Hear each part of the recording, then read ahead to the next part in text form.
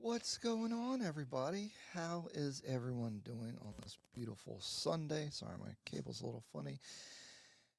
I want to thank everybody who tunes in and hangs out and listens to these streams. And, we always try to be productive, have a good time, and learn some new things, whether it's about real estate, being an expat, moving to Kenya, visiting, legal aspects, business, investments, some cultural things. Try to cover all these type of topics on these lives. And if you guys don't know who I am, my name is Ryan Fagan. I'm a real estate broker here in the United States in New Jersey. Um, the company that I own is in the U.S. We'd say Artie Real Estate. In Swahili, it'd be more like Arthi. And we help people buy and sell homes. We also do full service property management. I'm a U.S. Army veteran. I've been in multiple fields in the real estate industry, property preservation, mortgage loan officer, uh, a real estate analyst for an commercial appraisal firm, and I also own two off-plan properties that haven't been completed in Kenya. I'm buying a couple more, looking to expand and do some more things. I think in the future I'll probably be staying in Kenya about half the time and half the time here in the U.S. as I have a lot of things going on uh, business-wise here. And that's where I'm coming from. So basically, I've been in real estate about 15 years now. I bought my first property in 2010, and I've been a licensed agent um, for about 12, 13 years now, and now I have my own company, and that's kind of my background, and that's where I'm coming from with these talks. I probably should talk about that more. We have a great agenda today. We're going to talk about three topics, and we do have a super chat goal.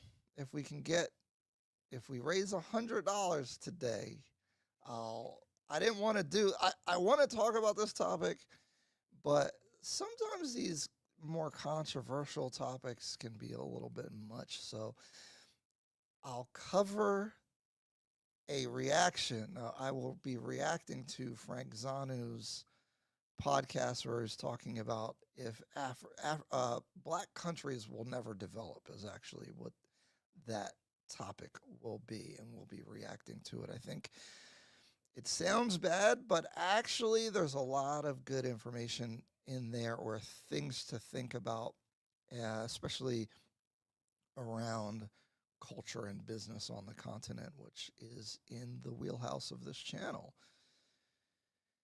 But that's only if we hit our super chat goals. So hopefully within about the 2 hour time frame, we'll be able to hit that goal. But we'll see. The other topics is the big one, obviously, is I have a warning about real estate estimates. Oh, is this Mark West? You already popping in? What's going on, Mark? I'll bring up in a little bit. Uh, I think we have to be very careful about assumptions when investing in Kenyan properties for investment on the real estate side because of a couple different reasons, and we'll get into that. Um, the other topic is just some observations I've had since I've been back in the U.S. for a month after spending 3 months in Kenya. So it's weird. Certain things that people do stick out to me now and becomes interesting. And so I've been having a couple observations, especially one that maybe was a bit controversial. And the third topic that we'll be talking about is just my general views about business and investing, and then going overseas and the Kenya market and the landscape as far as I see it, and maybe the game plan going into next year. If you're in the membership, there's a pretty good video about what I'm doing with my finances and how I structure some of my legal things that is definitely beneficial. I will be talking more about that. I'll be sharing my rental numbers. I'll be sharing a lot more in there. I'm going to try to get a members only video out once per week. That's just going members only. It's not early access. It's just like straight members only, um, which I'm gonna really share a lot more like because on the internet you got to be a little bit careful. So if I'm gonna give some more personal information and stuff, at least they're paying and supporting for it to get it. Um, Let me see this comment before we get into it. Just Alex K. Yeah, talk about those 10% ROI on those overpriced properties that realtors in Nairobi always yap about. Why is everyone um, hating on realtors?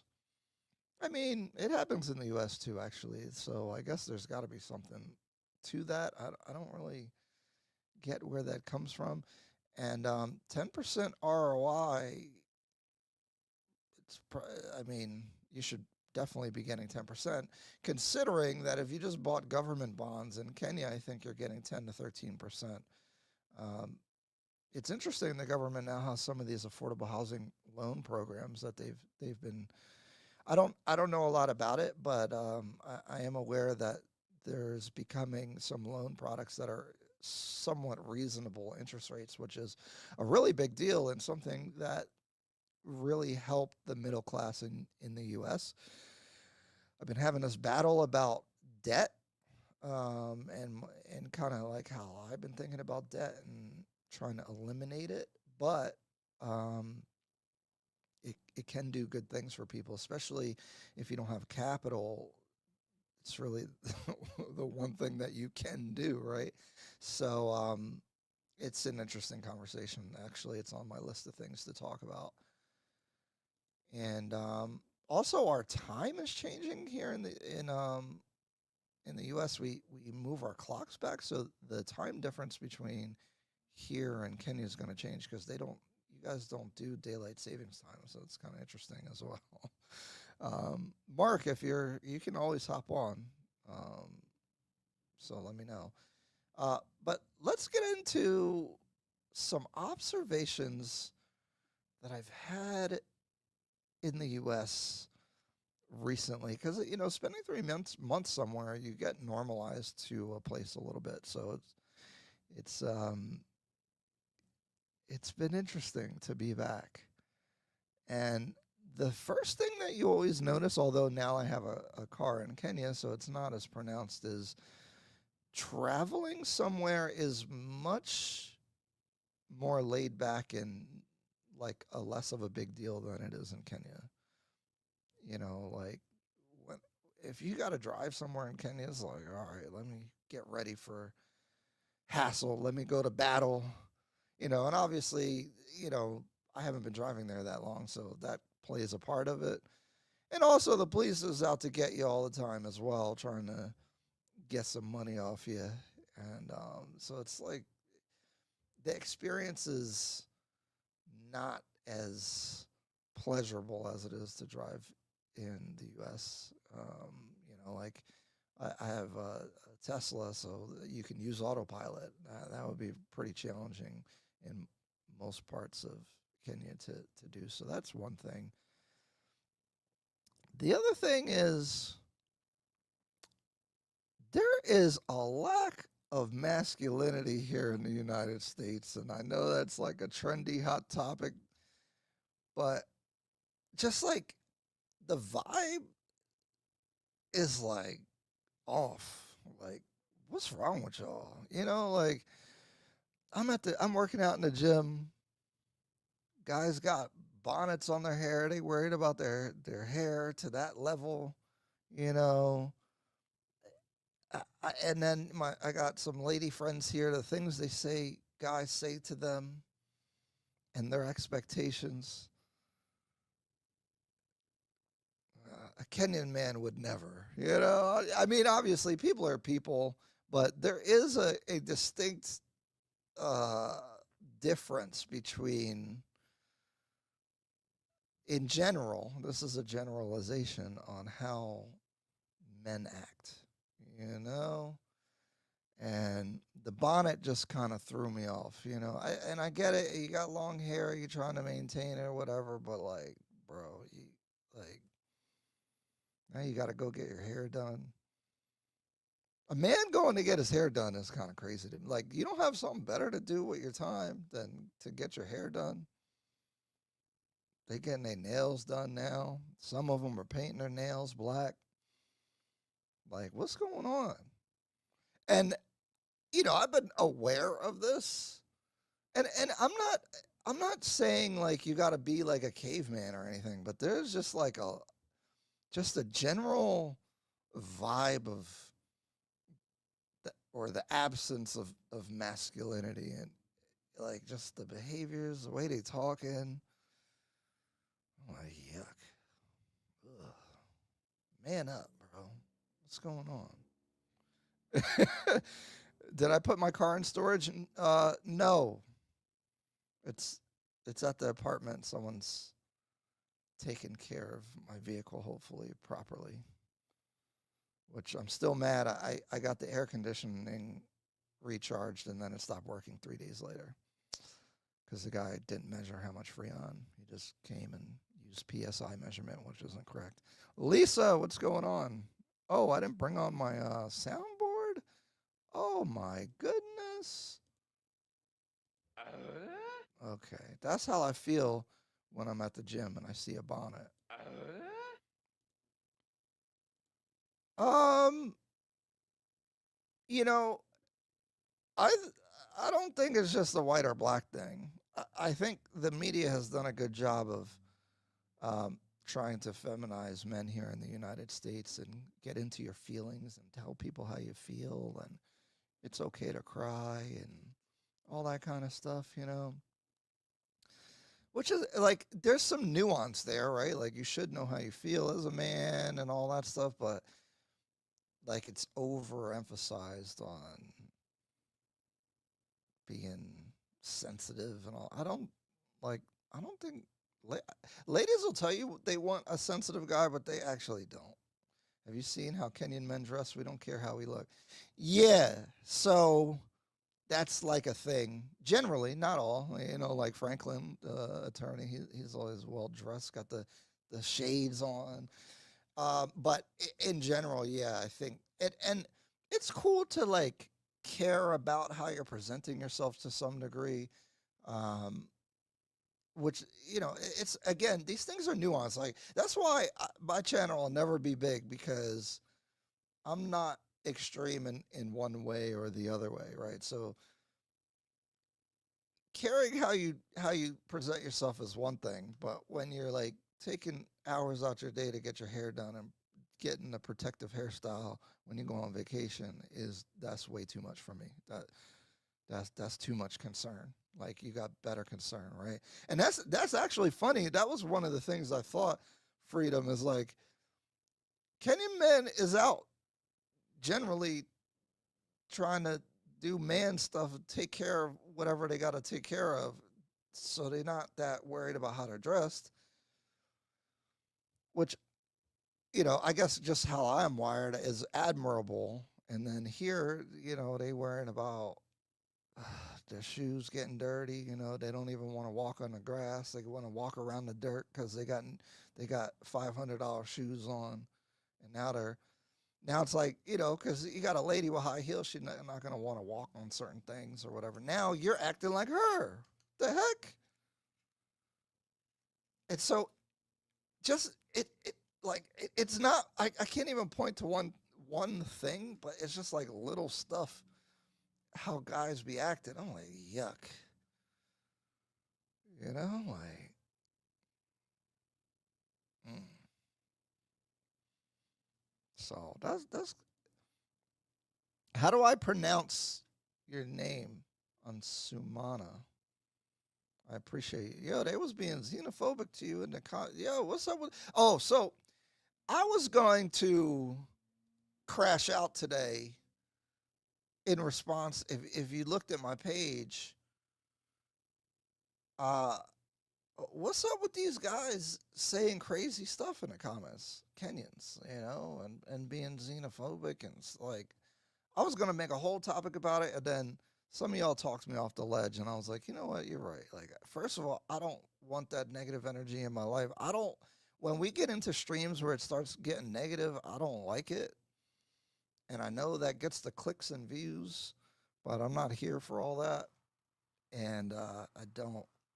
I, I decided not to do that because I'm like, yo, this guy is crazy. Like, should I bring up that comment? I don't know, because then you're giving them energy. But the reason why we're a bit sensitive to that is because we are trying to get a read of like the climate of how Kenyans think about us if we're going to their country, right? So we're kind of like sensitive to their opinions because their opinion does matter. We're going there, right?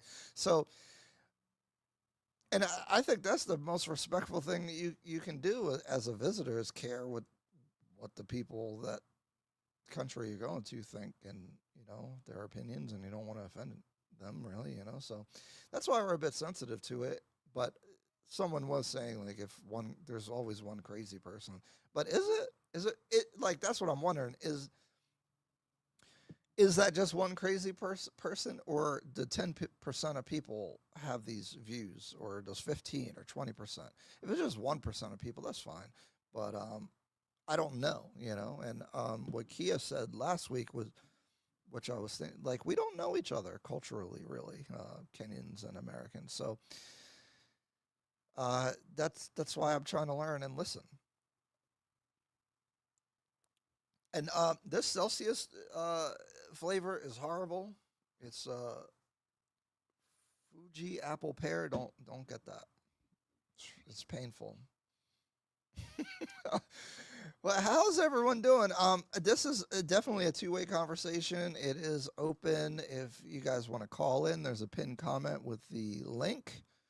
I think it was Mark West hopping on here, but then he dropped off. Maybe he's got something going on. I wonder if he fixed his mosquito problem. So maybe he could tell us about it, because Mark, somebody I was looking at purchasing a property. We were looking, and we were driving the site. I was just giving my opinion. Again, all I can do is give my opinion. And actually, that's going to lead into the second topic, because, I mean, I do have experience, but I don't want to like overemphasize the level of experience or my opinion. Like at the end of the day, I'm just giving you my opinion about certain things. Do I have anything else on this? I'm surprised y'all didn't hop on this topic. Yo, the lack of masculinity is crazy. It really is. Like,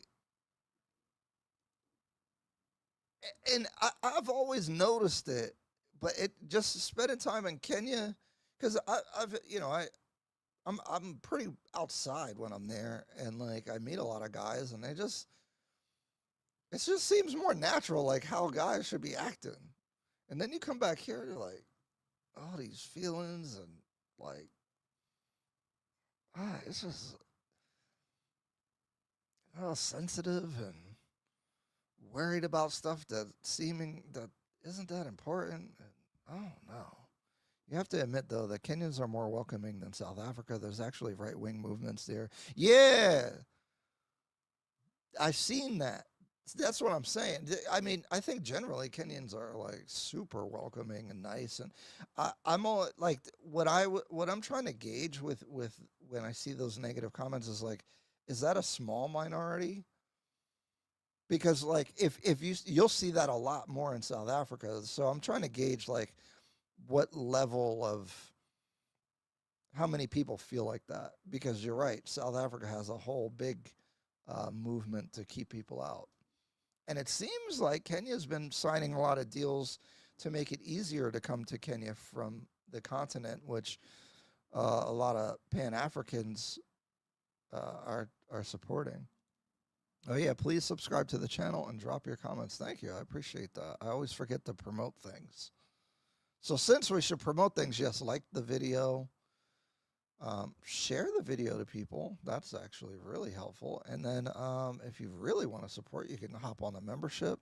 You get early access to videos, especially like the Pandora video and some of these other videos, they usually come like a month after I do them if you're not in the early access. So when there's announcements for projects like was it Pandora? Like, because now developers are reaching out to me and giving me some info and stuff. So I kind of know about things before they happen. And so if I get the video about them done, you guys will be late. And if you know anything about the off plan market, um, like the best stuff sells out real fast.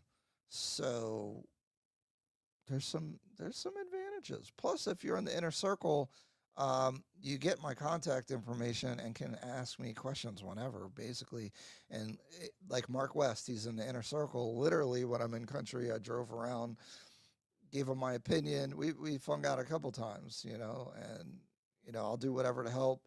Give you whatever resources, whatever connections. So lots of benefits of being in there, and I definitely will save you more money than you're spending if you're like actually looking to invest. That inner circle membership is valuable because I can definitely like even if people be getting overcharged for KRA pins and all that kind of stuff, and so I could even you know that little bit of advice could save you the money that you're spending on the membership. So I guess I'm selling myself a little bit, but it's true.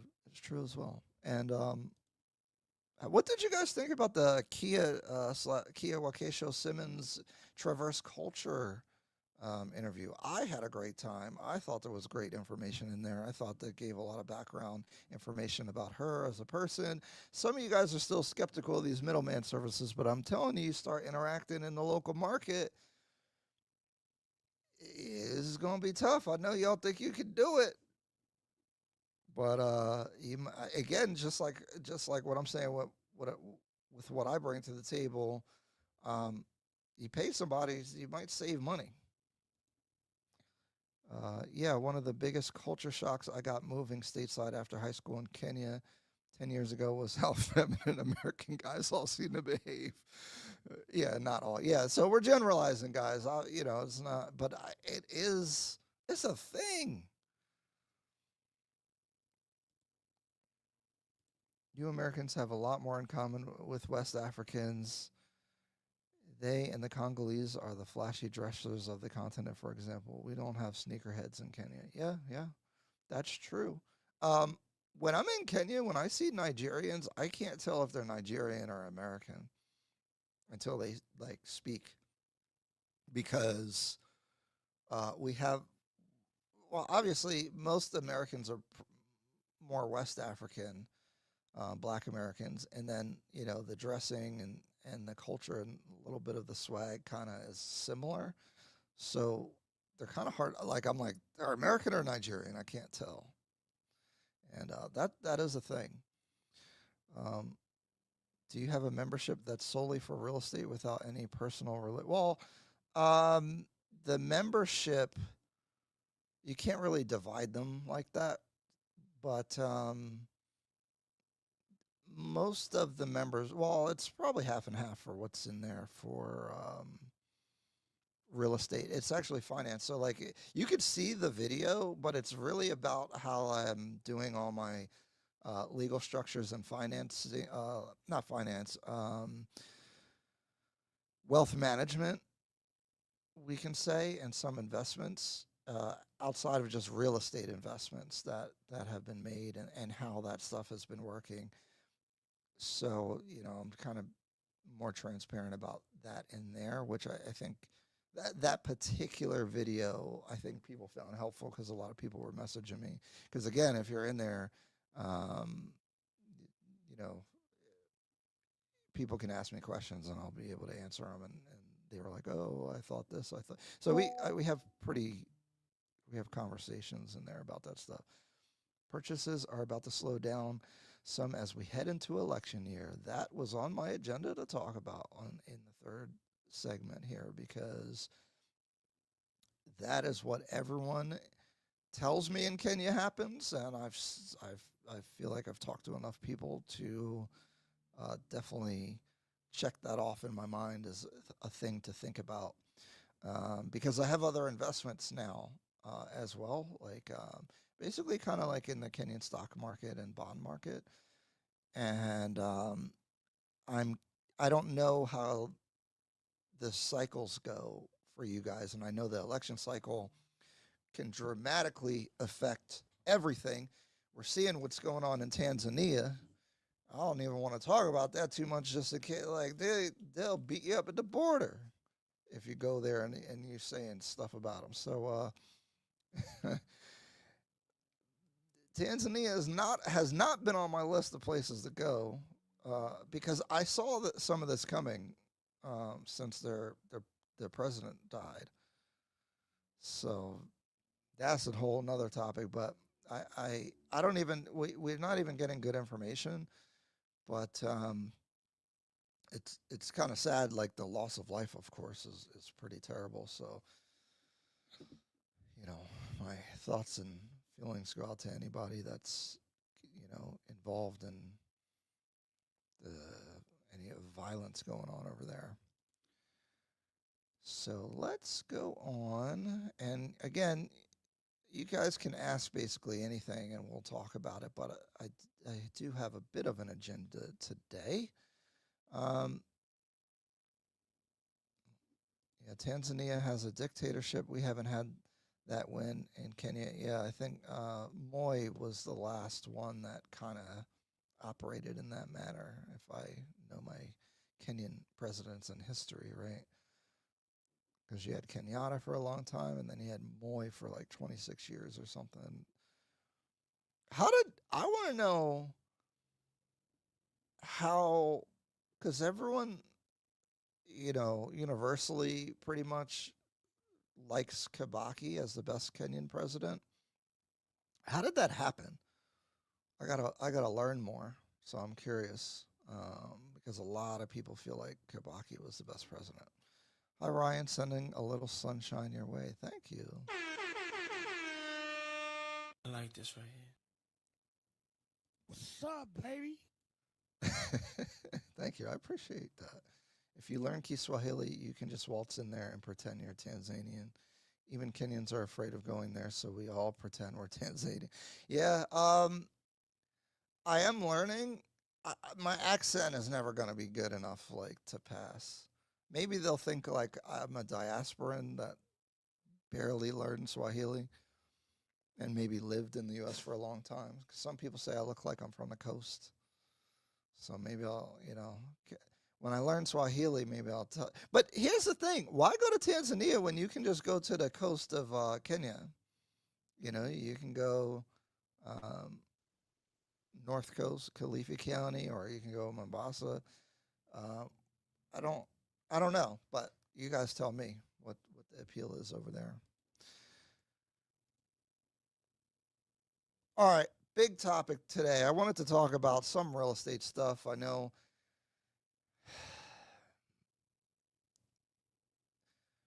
Let me reset.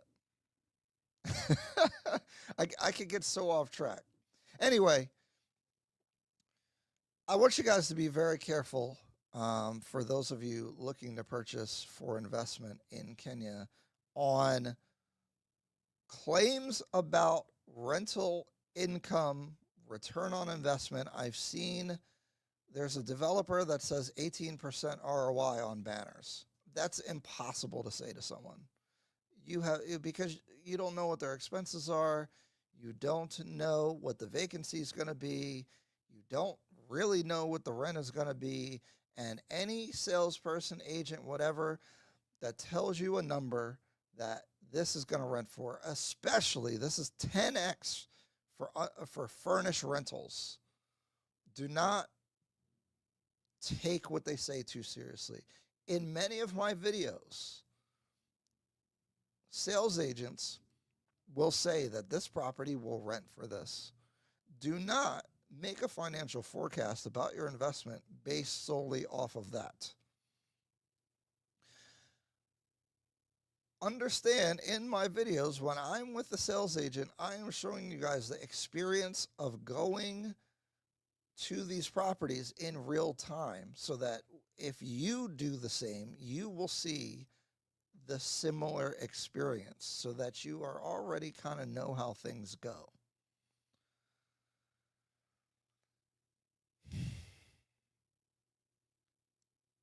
What they say, you have to understand if they're a sales agent for the developer, while many of these people have high integrity and are giving you good information, their interest is for you to buy the property.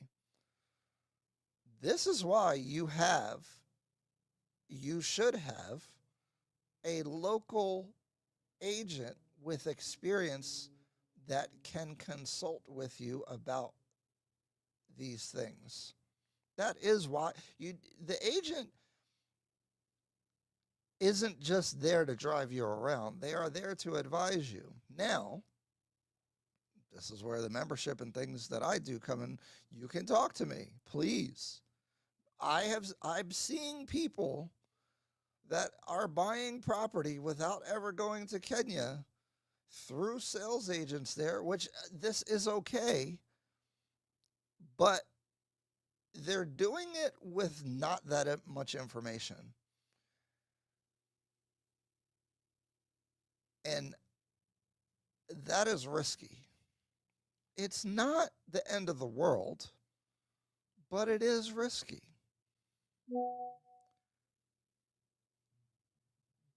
You have to be really careful. Everyone's contacting me right now. You have to be incredibly careful about these things. And obviously, when you're buying a property for investment, you think, okay, well, what? And this is why I like Kenyan real estate. Um, you're thinking, okay, what's the purchase price, the closing cost, and the maintenance, which usually is going to be way less than a U.S. place. Just because here in New Jersey, like this is why real estate is a little difficult to compare. We need heating and air conditioning systems generally in our properties. We need insulation. We need a lot of different things that, because of Kenya's or Nairobi's climate in particular, you don't need a lot of that because you don't have freezing weather. We have ice that falls from the sky here in New Jersey. So we have to build things differently, and we have to spend more on maintenance for our properties. So there is low maintenance generally on these investments, but you still have to factor all these things in. The big numbers that can really turn your profitable investment upside down to be a bad investment or just lower ROI than you expected is the vacancy and what it would actually rent for. Because if you're thinking that it's going to rent for, and I'll just use US dollars, if you think that it's going to rent for $500 every month and then it only rents for $400, that dramatically changes your return on investment. And maybe you would not have purchased the property had you known that prior. Secondly, and this is even bigger, is when you're looking at Airbnb, which has much higher costs because you have to turn over the property, which isn't just in the cost of cleaning. Having people come in and out, especially on a short or midterm basis, they're going to be harder on your furniture, appliances. Everything in there is going to wear much faster, which you need to calculate. Plus, then you are paying for every time to turn over the property. You need someone to manage. You need someone to get the people the keys. They're going to ask you dumb questions. They're going to ask you not dumb questions. They're going to complain about stuff. They're going to break things. And the reason why people get into the Airbnb is because they see a big potential number for the gross rent that they can get. So normally you're seeing 2 or 3 times what the unfurnished rent would be. So if you could get $500 unfurnished rental for a year, normal rental, but you don't have to put any furniture, you don't have to put appliances, you don't have to do anything. And basically you just have concrete walls. There's not a lot that they can mess up. It's a lot easier. And you know, because I have my Lavington properties. Once I got that thing up and running with the right people, now I had a property manager, got rid of the property manager because he's just not, you know, like the person moved out. Like I ended up paying commission. It was a whole mess. We could talk about it. Now that I'm doing it myself, it's like nothing to it. And I'm in the U.S. managing the property in Kenya, okay, but that's unfurnished. I don't think I'd be able to do that on the furnished rental. But they will tell you, okay, you can get $500 a month unfurnished, or say $1,200 a month mid short term. We'll just call it Airbnb for now. Well, that sounds good, but is anyone going to rent it?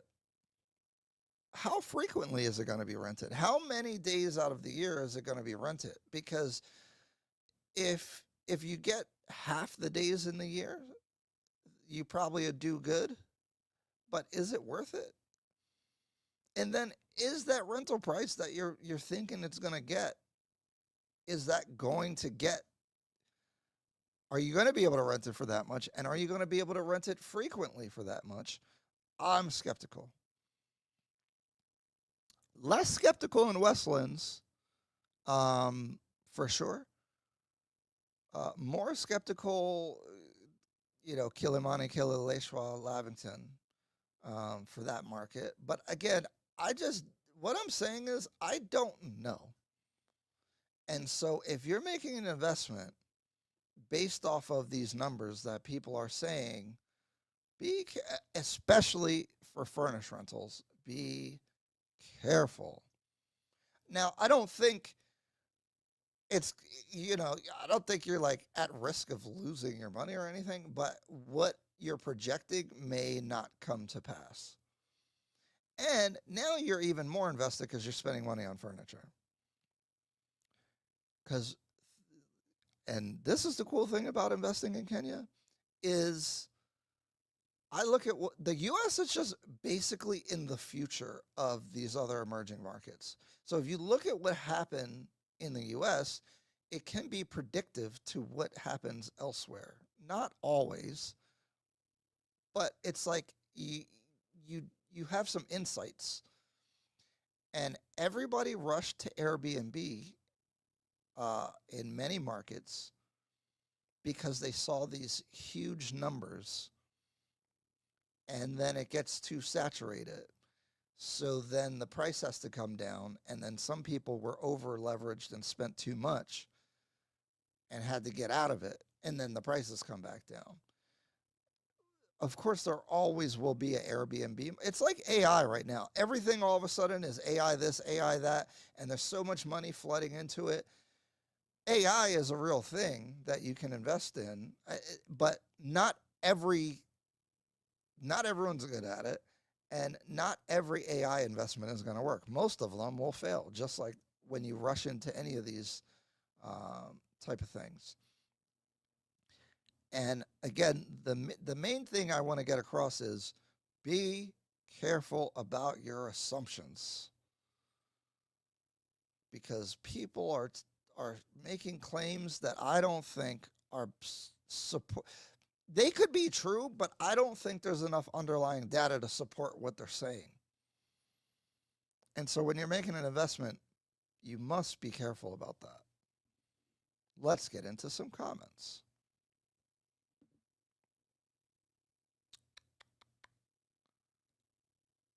Oh, they go to Tanzania because the exchange is better. You can learn Swahili. Yeah, I am. I'm working. I know. I just don't like to speak because I don't sound good. I actually know I know a lot of words. I have trouble with um, forming the word for present, past, and future tense. And yeah, that becomes hard. And Gilly and Kiwi, these things are a little challenging. Might as well learn the local language if you're. Yeah, I agree. The economy grew during Kibaki's era. He also introduced the free primary education. Yeah. Do you rent your apartment for Airbnb? No. I rent it unfurnished, and I love it. It's the first of the actually it's the second of the month. I gotta check. She probably paid already. Third party companies with good reputation saves the headaches and money long term. Absolutely, Lisa. I I like this agree. right here. As a foreigner or business person, you have to be on the ground to understand. Kabaki was a lucky break we got from God. God just handed him to us for I know, yeah, because it sounds like an outlier from like how things normally work. And guys, I really spend a lot of time educating myself about these things, but obviously I know very little.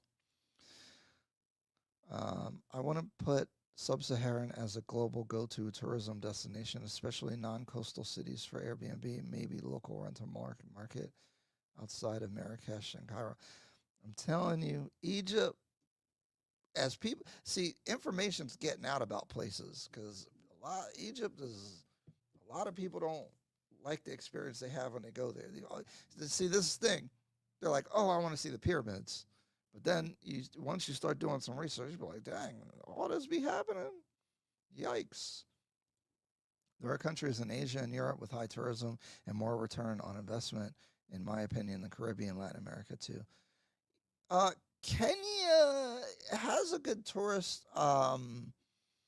Is ranked pretty well for tourism because of the safaris and stuff. And you know, they play around and develop the coastal areas more.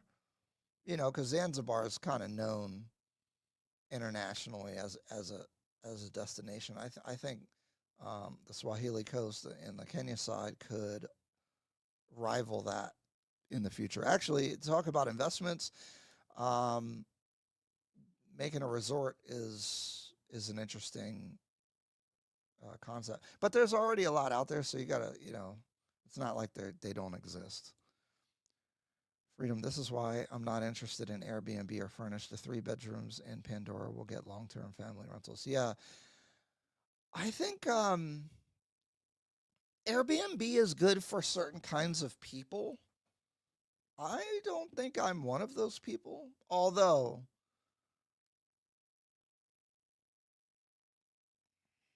I have a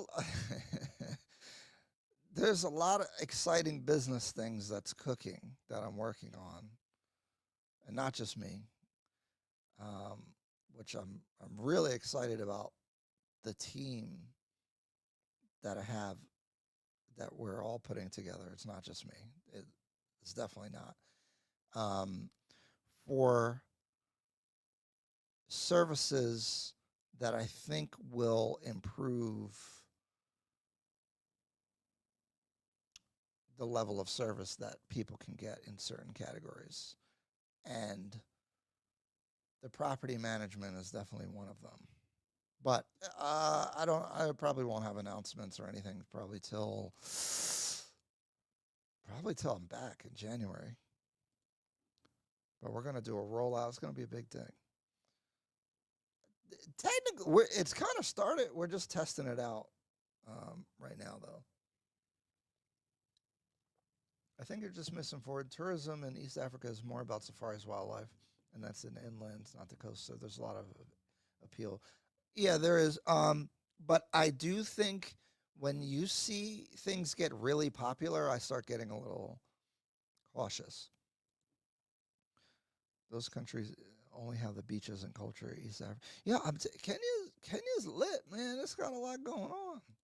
Y'all got a lot of of benefits or attractions for people. Especially because I think people probably come for safaris, but then like they'll be like, "Dang, this is nice." Like it's nice. They go out to eat and they have a great experience. Like there's things that I think that they would not expect from Kenya that would be surprising for the safari people. Because I don't think Kenya is on their radar until they want to do something like that. So they don't know much about the country other than they want to do a safari, and then they're like, dang, that's kind of nice. But I have these conversations a lot with the rentals, and I refuse to give people numbers because I think that can lead to problems. And I don't want to make I don't know. I just get worried, especially on furnished. Unfurnished is a little bit easier. I mean, a one bedroom in Kilimani is probably 500 to 700 US dollars, maybe 4 to 7. That is kind of a big spread though. It depends on the quality of the property, how new it is, the amenities of the building, all that kind of stuff. But I mean, you're looking around that range. When you go to Westlands, you probably double it. Westlands you probably pay 900 to 8 8 to 12, and then the numbers get crazy when you talk about Airbnb. It's even more. I just I just don't see you renting your Airbnb all that frequently all the time at that rate. But I could be wrong. I don't know. When the diplomat units are completed, I'll have better information. All I could talk about is my Lavington property, which I realized that the property manager was just doing a bad job finding tenants because it took him 2 or 3 months, and he didn't do anything. Again, this is why the right people and services are important, because once I found the right people to list the property, it got rented within the first week of me having them list it. Because the quality of the people you're working with in the real estate industry in Kenya is even more important than the US, because the transparency of information is a lot less. So you'll only get access to what the agent has access to. In the US, everything's on Zillow, Realtor.com. There's a public database for everything. So in Kenya, it doesn't really exist. There is buy rent Kenya, but not everything's on there. So you're like, if your agent's not aware of a certain development or even a listing or a resale, then you won't know it exists. So you really need quality people for this. And so I was losing money because we had, what, 2 or 3 months of vacancy because the guy just didn't do a good job. So I'd rather pay an agent that I know is good, that gets the job done, because you pay them when they actually get the qualified tenant. I happily pay versus being vacant for 3 months. Let me see. Do you have an apartment for rent now? I'm staying for about 5 months and budget is not more than 1,000. It's rented, so I can't. It's already occupied, unfortunately. Do you? But 5 months. Is your budget $1,000 a month or $1,000 for 5 months? Yikes! If it's number two. I just saw a short from Realty Boris, probably the swankiest apartment units I've seen in Kenya or abroad. Yeah, I was trying to figure out which project that was. Also, Realty Boris is doing things the right way. They got the podcast going on. They do a lot of content. I was very impressed with Boris. I met Boris at one of these events, and I see why they're doing the things that they're doing, because he's got that get it done attitude, big personality. That guy, I'm sorry, Kenyans. Well, he's Kenyan as well, but this is my point. A lot of people got that laid back, lax thing going on, and when some people come in the market with some energy to deliver, it's gonna put some people out of business because that lax call you 2 days later thing is not going to work when you got Realty Boris. And, I don't know their service, but that was just my impression. Um, but you could just see from the leader how things operate. So shout out to them because I like what they're doing. It's in Kilauea. Is it Blossoms Ivy? This is the funny thing. The realtors will gatekeep what projects it is. And I see why, right? Because if I did that, I probably would get a whole bunch of commissions. Um, but I've been transparent with the information. I'm trying to find a better way because, the developers will pay commission, and I'm not against getting paid commission. But uh, and you guys know this if you've been following a lot. The integrity of the information is the most important thing. So we got to tell the truth. We got to, and I'm not trying to sell things like that. I really try to be careful with that. So when you get into that aspect, but at the same time, don't just go to the development and buy it when you came from the video shoot. Give me some credit because let them, because they're not going to give you the discount for the commission if you don't have an agent. So, you know, put my name down. Tell them give me some credit if you just go there by yourself. Because that's what they do. They gatekeep the project so that they take you there, and then they'll get credit for the commission, which is fine. But if you want to help a brother out and you find this information useful, until I have a big announcement, I'm going to fix this problem coming up anyway. But put my name down. Let me get credit for the commission. Who do you use to find you a tenant if you don't mind sharing? Send me a message because I'd have to go find their information. And I don't want to, I would want their permission before I would just like blast it out there, but I could give you their number. There's a couple agents I would work with. I think Christine is one that I can give you. She only works certain markets though. Christine Ole, she's I did an interview with her. She's really good. Um, Dennis and Sadia, they do rentals, but I don't know how much to do. I haven't interacted with them on the rental thing. They have like a different person, and the original person, I don't know if they're still working with them, but that was the guy who didn't do a great job for me. So, you know, I'm always careful about the referrals. So, but I do have some people because what you do is you should sign an open um, listing agreement with a bunch of different people, and whoever brings you the tenant, you just pay them. That works the best. Oh, okay, 1,000 a month. You'll be good then. That's dope. $1,000 a month is a good budget. If you need help with finding a place, I can connect you with some people that will be able to help you. Boris is Luo like Obama.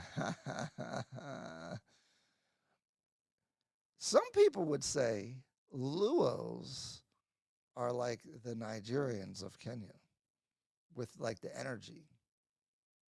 Is that off base? I don't know. You tell me. I've heard that. You correct me. Mac Mansa does a phenomenal job on houses. Who? Who that? What do they do? I guess I'm in safe hands because I'm using Realty Boards. Yeah, I think so. I don't know what they do on the rental side as much, but good company from my outside perspective so far. I just, I recognize marketing, because it's a big thing of what I do, and I like how they're moving with that.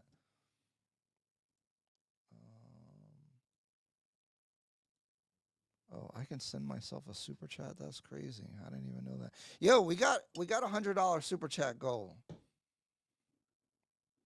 And I'm gonna talk about that Frank Zanu um, video if we get there. But I'm only doing it if we hit the goal because I'll be excited. It'll be cool. But so feel free. I think I covered everything I want to talk about with the rental situation. I just want you guys to be careful, is really what it comes down to. Don't make assumptions about that. And especially like some of you guys are just buying off of like talk to somebody, please. Because y'all talk, a lot of y'all talk to me after you already did something. How much do you have to pay for the real estate agent who found you a tenant? Do you know how easily? Yeah, you know what's funny, Martin, who's a member. Shout out to you. It's a good question. It actually works exactly how we work in the U.S. Um, Agency works very similarly. Actually, it is like crazy how much the same it is. Um, you pay the agent 1 month's rent as a commission, which is what we usually charge here in the U.S. So if it's 60,000 shillings, your first month, basically, you just it goes to the agent. And usually there's a 2-month deposit, security deposit that they give, very similar to the US.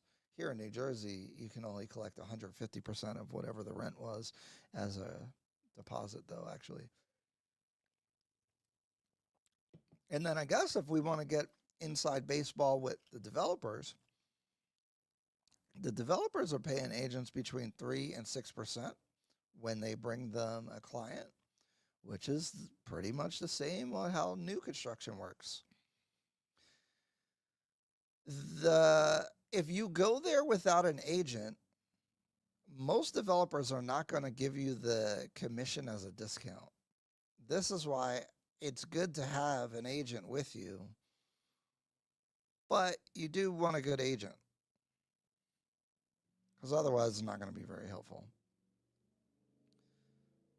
So, dang, there was something else that I wanted to bring up. I'll think it'll come to me in a little bit. But what other functional real estate questions do you guys might have since we're here? I can answer them. Um, feel free to drop your questions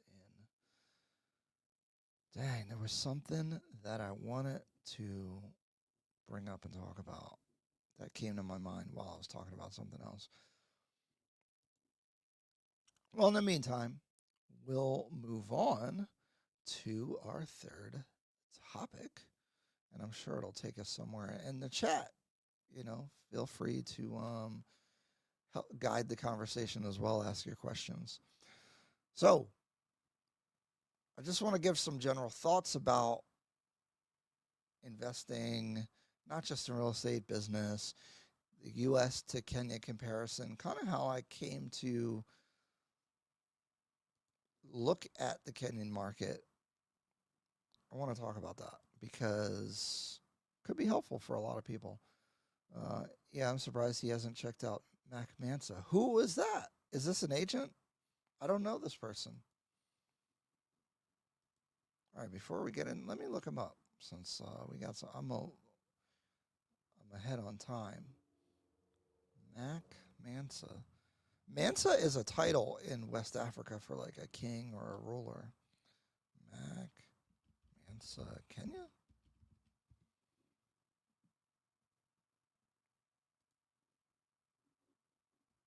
Oh, he has an Instagram. Hold on. Let's check him out real quick.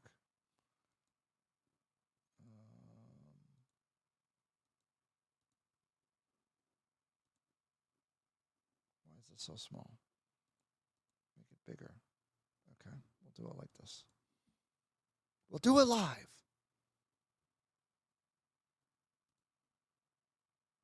Oh, is this muted? Oh no.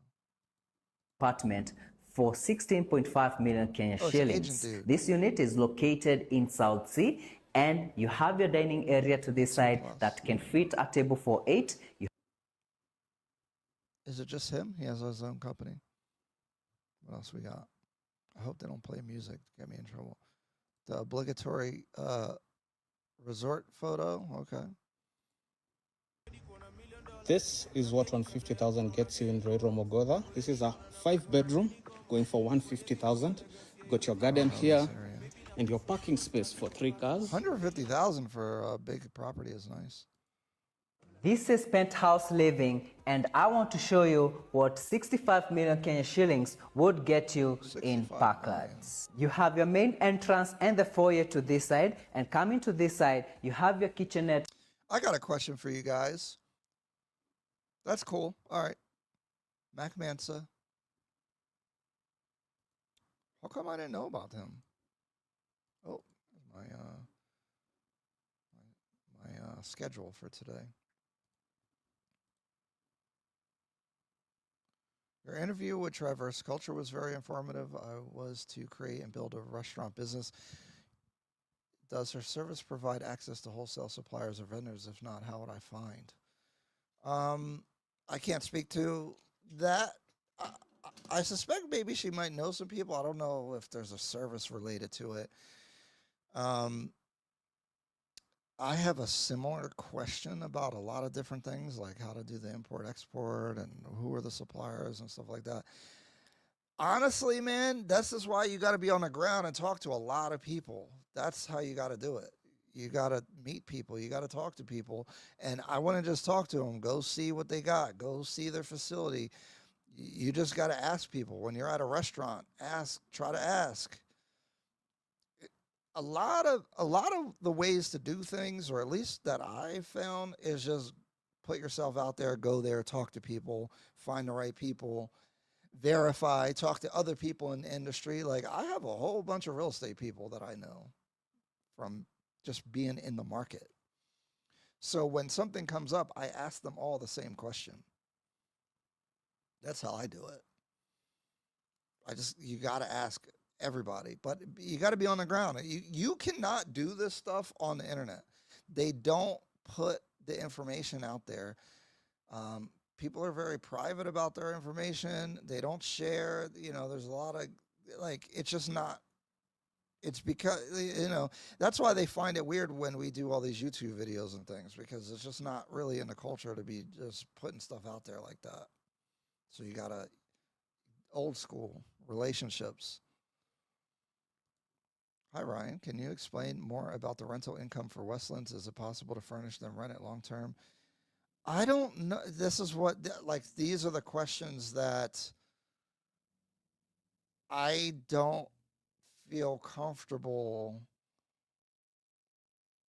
giving hard information about, because, well, of course it's possible to rent it out and furnish it and rent it out long term. The question is, how much are you going to get for what you're putting into it? And how much is it going to cost to maintain? And like I was saying, be careful about the forecasts. Go on Airbnb, look at what they're renting for. I do this all the time. I'm always looking. You'll see what the rentals are and what buildings are charging what and for how many bedrooms and all that on Airbnb. What you won't know is how frequently they're rented. And if you see a whole bunch of rentals, doesn't that tell you that they're not being rented?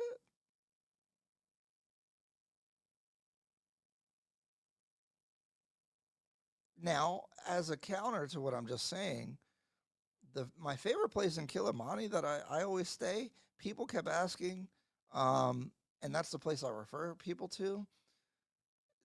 A lot of those units have been booked for quite a long time. So I'm not saying this market doesn't exist. I'm just saying be careful about it. And I do think Westlands is better for that type of stuff. Because, again, most foreigners are not... I don't get it. I don't think Kilimani is much different. But a lot of foreigners, especially ones that probably are just going on safari or work, a lot of people, say your job or whatever relocates, the UN relocates you to Kenya, they may have never gone to Kenya unless their job made them go, right? And people, and they probably have all these misconceptions and ideas about safety and all that kind of stuff in Kenya. So they're going to stay in Westlands because that's what everyone tells them to do. And they're going to pay way more to be in Westlands. That's why Westlands partially is expensive like that. Not just because of outsiders, though. I mean, Westlands has a lot of demand for locals to live there as well. But that's my philosophy. Like, if you're going on investment, I would just invest in Westlands. If you can't afford Westlands, then you can start looking outside. But if you can, it's better to buy in Westlands. Now, if you want more units and spread out your risk and cost, I get you looking outside. I will also just throw out there, for you guys that are a little afraid of purchasing something, that Astra Bay project is interesting because you literally can get one of them studios at $15,000. The closing costs maybe a little bit more. That will teach you what the process is like. You know, like you could dip your toe in the water without a big risk. $15,000 can be a lot of money to someone. I'm not, so I'm not just saying be willy-nilly about it, but I think it's a cool option. But then the question comes, well, what will it rent for? And is there a rental market outside of Nairobi? Because it's in Kisuru, Lower Kabete area. It's not. I don't think it's really Lower Kabete though. But what I don't know. It's like kind of in between or whatever. I don't know. Is there a rental market for that will rent it frequently? Like, what does that look like on your, like, how easy is it to rent? That's my question mark. That's why it's like a circle. And me personally, I'm not comfortable yet to tell people numbers. Oh yeah, Mensa Plus on YouTube. And you know what's funny? I've seen his stuff actually at some point. Great advice. Find a restaurant with equipment style you like and ask. Build relationships. Yeah, that's, you got to do it old school. Like, there's not. This is a cool thing. I like this about Kenya because it makes you be more social, but it is like an inefficiency that you can't just research stuff, man. Like even the real estate stuff, and especially legal things, like what it says and how these things work are two different things. And so you just got to meet the right people, and that's where we're not really that good at that, because that's not how we do things. But if you want to be effective in country, you can't. You got to have relationships, and it's got to be the right ones, and that's where the scamming and the being misled and all that kind of stuff comes from, is because you meet the wrong people. Because guys, everyone's a real estate agent. Like if you show up and be like, "Hey, I need help," people are going to offer you help. But is it the right kind? Like, do they know? And are they looking out for themselves or you? And so I would call it street smarts, but you got to have some common, like you got common sense, street smarts, discernment, social skills, because if you're weird, they might not help you. But if you know how to talk to people, you can go a long way. Communication is the best skill to have as a person in general. To be likable and be able to communicate clearly, big skill. Great advice. I look in the neighborhood I'm buying in. I seen the Airbnb price was low, around $60 US. It wasn't a second investment to me. Fully booked, would take 10 years to recoup initial costs. Yeah. So that's what I want to talk about. I know we're in real estate, but my view on real estate sometimes,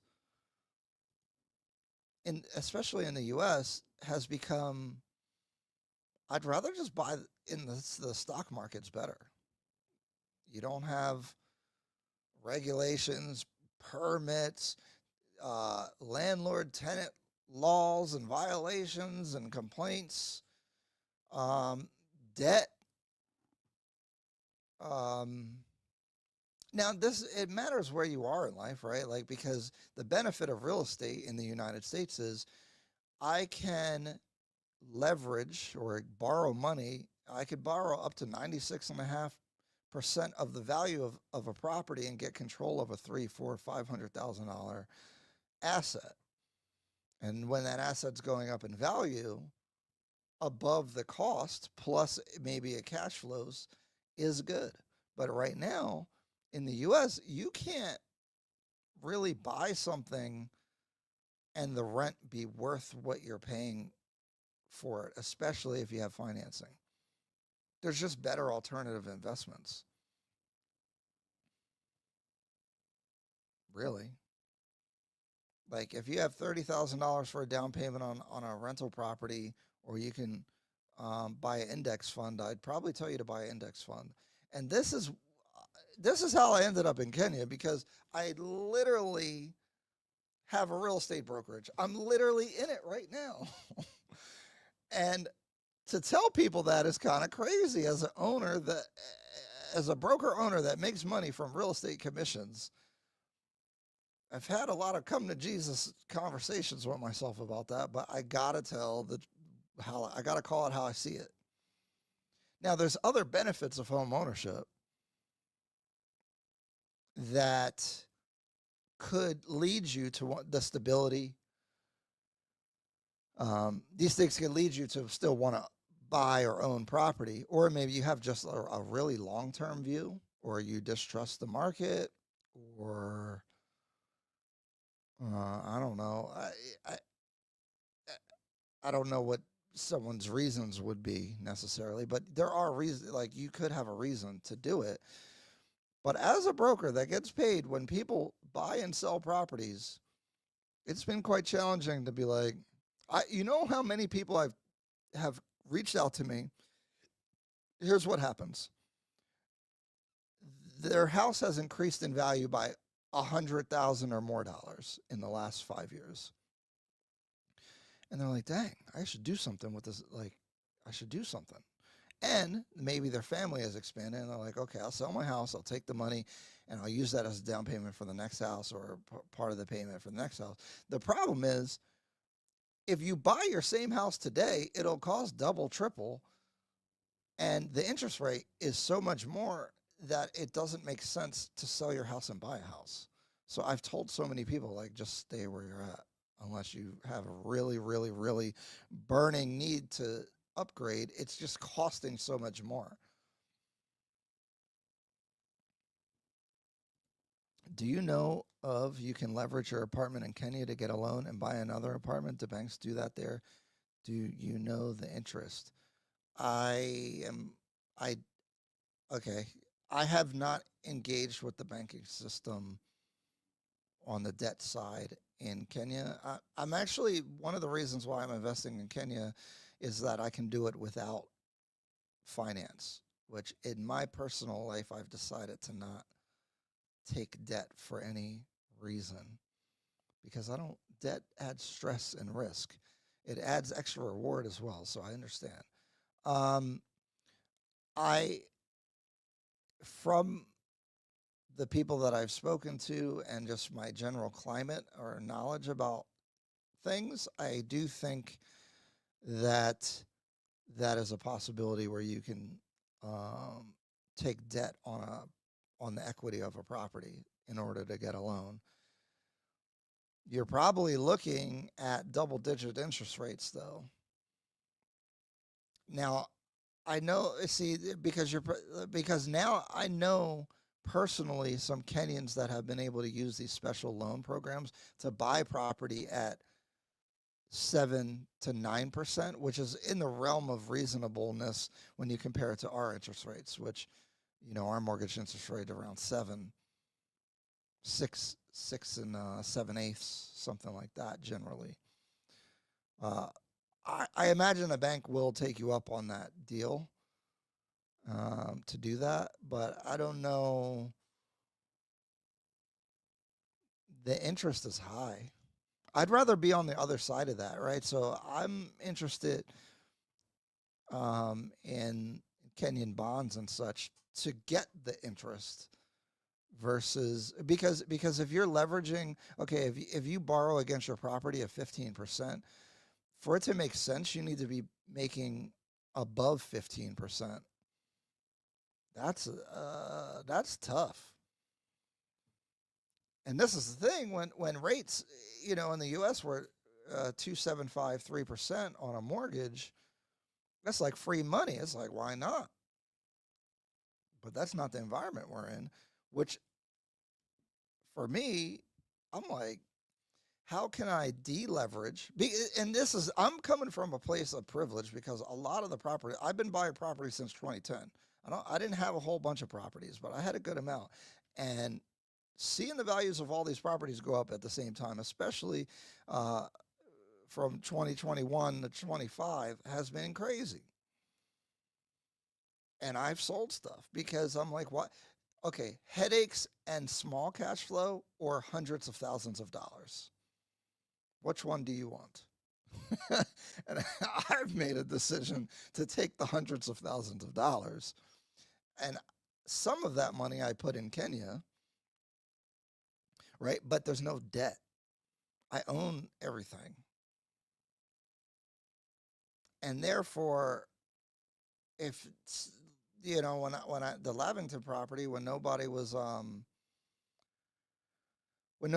renting it for those 3 months, because I was figuring out getting the right people in place to figure out how to rent a property correctly, I wasn't having to pay a mortgage, and therefore I was not stressed out about it. And when COVID happened, I had a lot of rental properties, and thank goodness a whole bunch of people didn't do them games where they didn't pay. And then you had to hope that the government was going to bail you out, and then they take forever. And now you're eating ramen noodles because you have to make 4, 5, 6 mortgage payments without any income coming in. And when that happened, the potential for that to happen, in my mind, it didn't even happen, but I saw that it could happen to you. And then imagine you have a roof repair that you got to do, or repair a roof, which, I had to repair air conditioning systems because my rental inventory started getting older, and that deferred maintenance. So, for example, when you buy a property, say it has a new roof. Well, that roof's going to last 15 to 30 years. And a new roof is going to cost you, say, $10,000. You need to account for the fact that you need to replace that roof.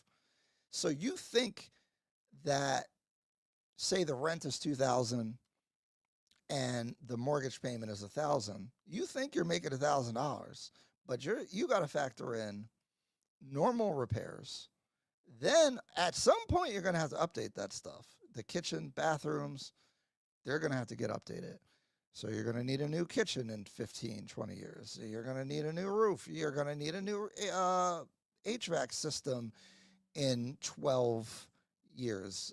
Eventually, you're going to have to do the exterior of the property.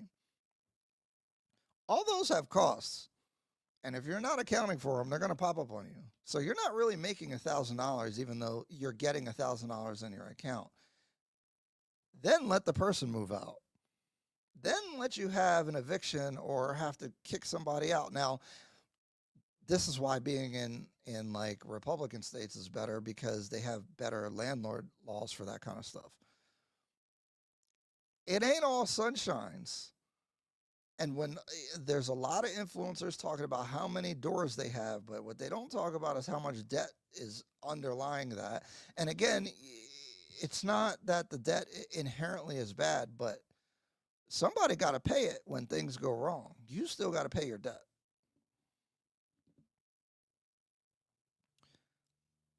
Maybe talking to a Kenyan banker can be an upcoming video. Your lawyers may have some good banker. Yeah, that's a good thing. It's just hard for me because I don't have a lot of interest in debt. I'm on the Dave Ramsey, to be honest. You know, I'm good. I'm good on the debt.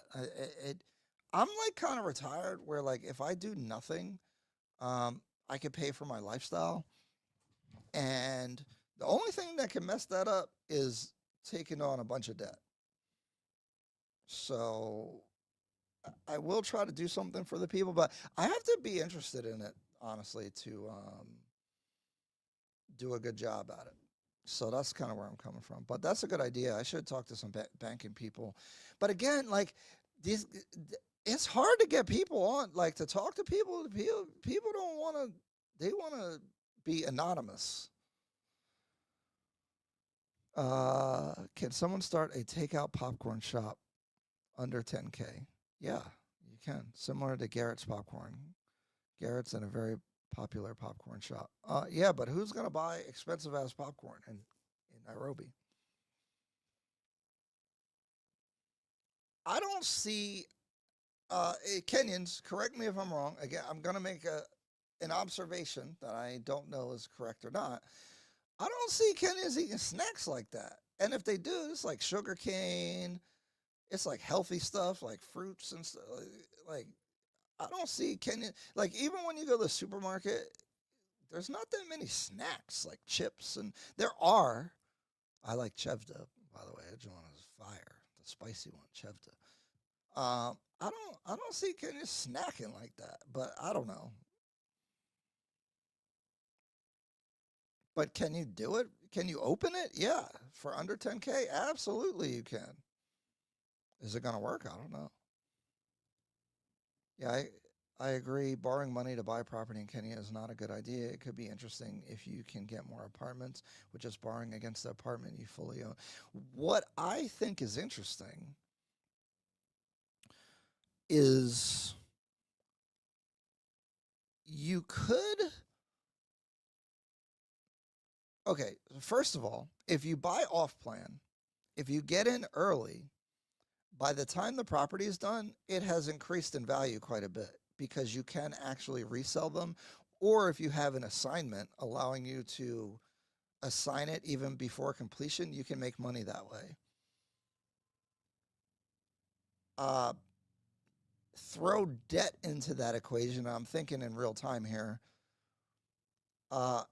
You could do that times 10 if you have some financing. So you don't even need the money to be able to buy the properties. The other thing is if you have a loan, you will get a discount because what you can do is go to the developer and pay 100% and get the discount for paying all the money up front or a bigger portion of the money up front. So then your purchase price is even lower, and then you can go and shop that deal and sell. Because, for example, like Pandora, they've already done a couple price increases, and all the developers pretty much do this. Their initial offering price is way lower than what it ends up being when they're closer to completion. So Pandora's raised their prices because I think they're close. No, they're like 6 months in, I think, right? So even within that first 6 months. Now, if you have an agreement of sale, see, this is why y'all need to do the consultation, because these are the type of conversations we can have and we be having. And Martin is in there, and he's a pretty sophisticated buyer from, because I think we've talked before.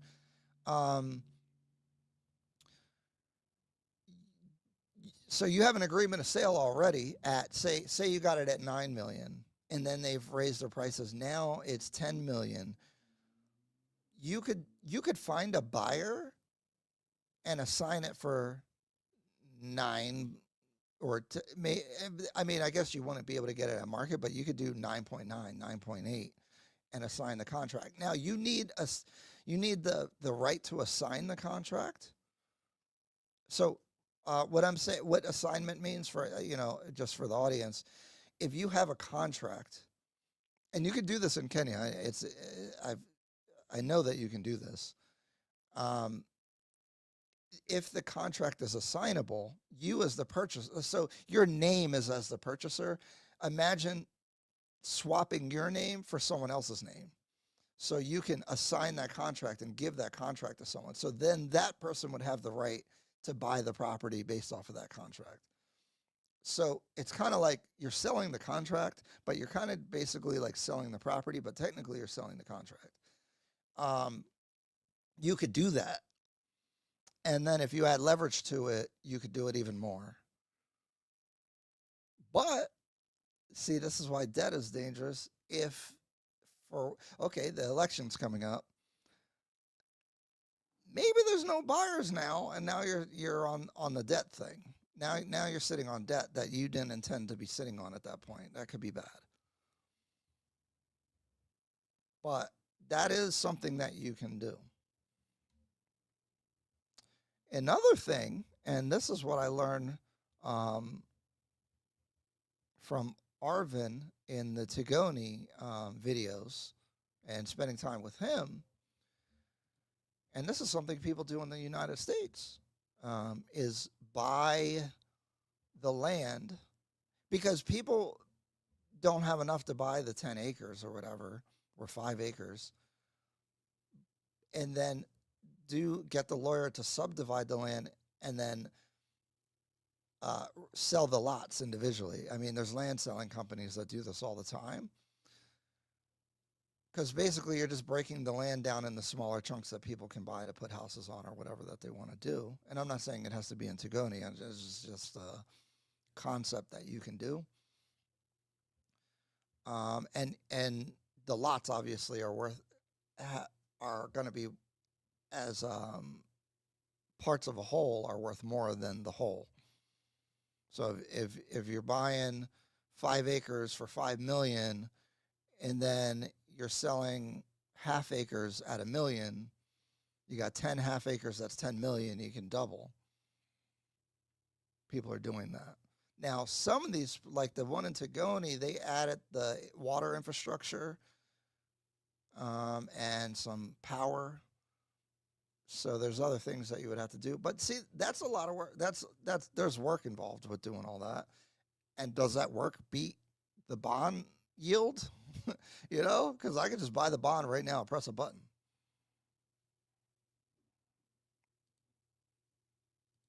I mentioned that to you before. The $200 per door isn't worth it with future repairs, vacancy, and upkeep. People don't realize you can have 100 doors and go bankrupt.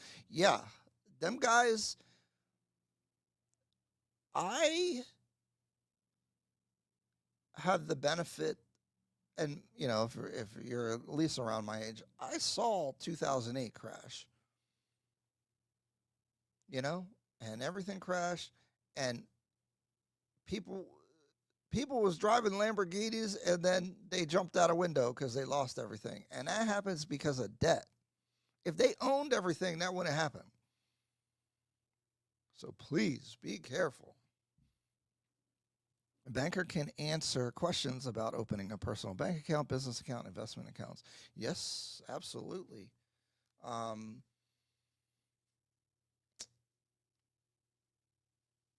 There's actually a couple of people I know that I want to bring on the channel. I don't know, but when we get into some of this, because I'm talking about kind of like investments not in real estate, but in Kenyan market, even within the continent with some wealth management firms, it gets quite complicated.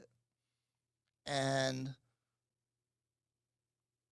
I don't want people to be misled. So I just want to be cautious about that stuff. I've spent a lot of time with the lawyers and talking to many lawyers where I felt comfortable doing that on the finance side. Like, that's why I'm talking about that more, because that's probably another phase of the content that we're going to be talking about, is investments outside of just the real estate stuff.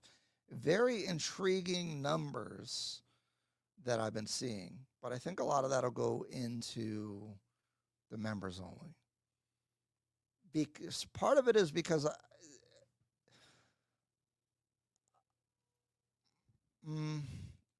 when things go to the public, you don't know how people are receiving it, but the members, there's more of a two-way conversation that goes on, so I can add extra disclaimers and like make sure people are being safe. When the information goes public from my content, I've seen people go and do things based off of the content.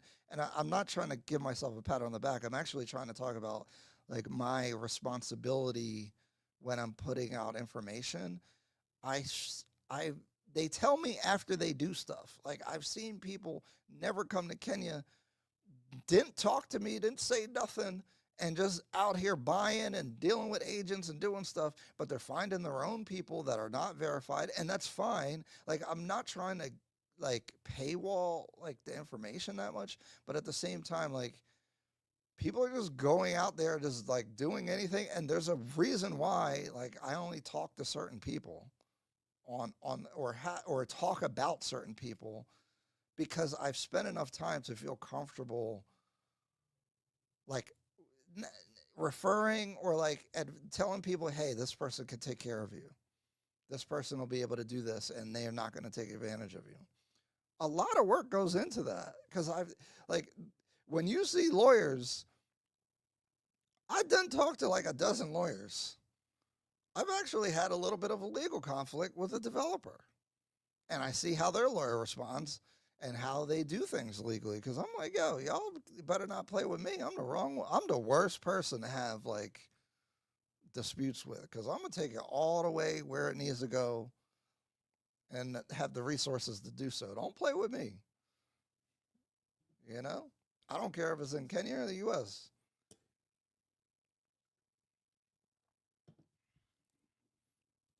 I'll be back in Nairobi starting end of December and all of January. Yeah, definitely. I'll be there in January. So we should definitely meet up. And because I could be, guys, when I'm doing content, even these lives, I don't want to get past my level of knowledge about something because it's irresponsible. And that was the point of the whole rental conversation is that there's a lot of numbers flying around and I want everyone to be safe and be careful. And when I'm having a one-on-one conversation, or at least knowing, like you can ask me questions and go back and forth, it allows for better context.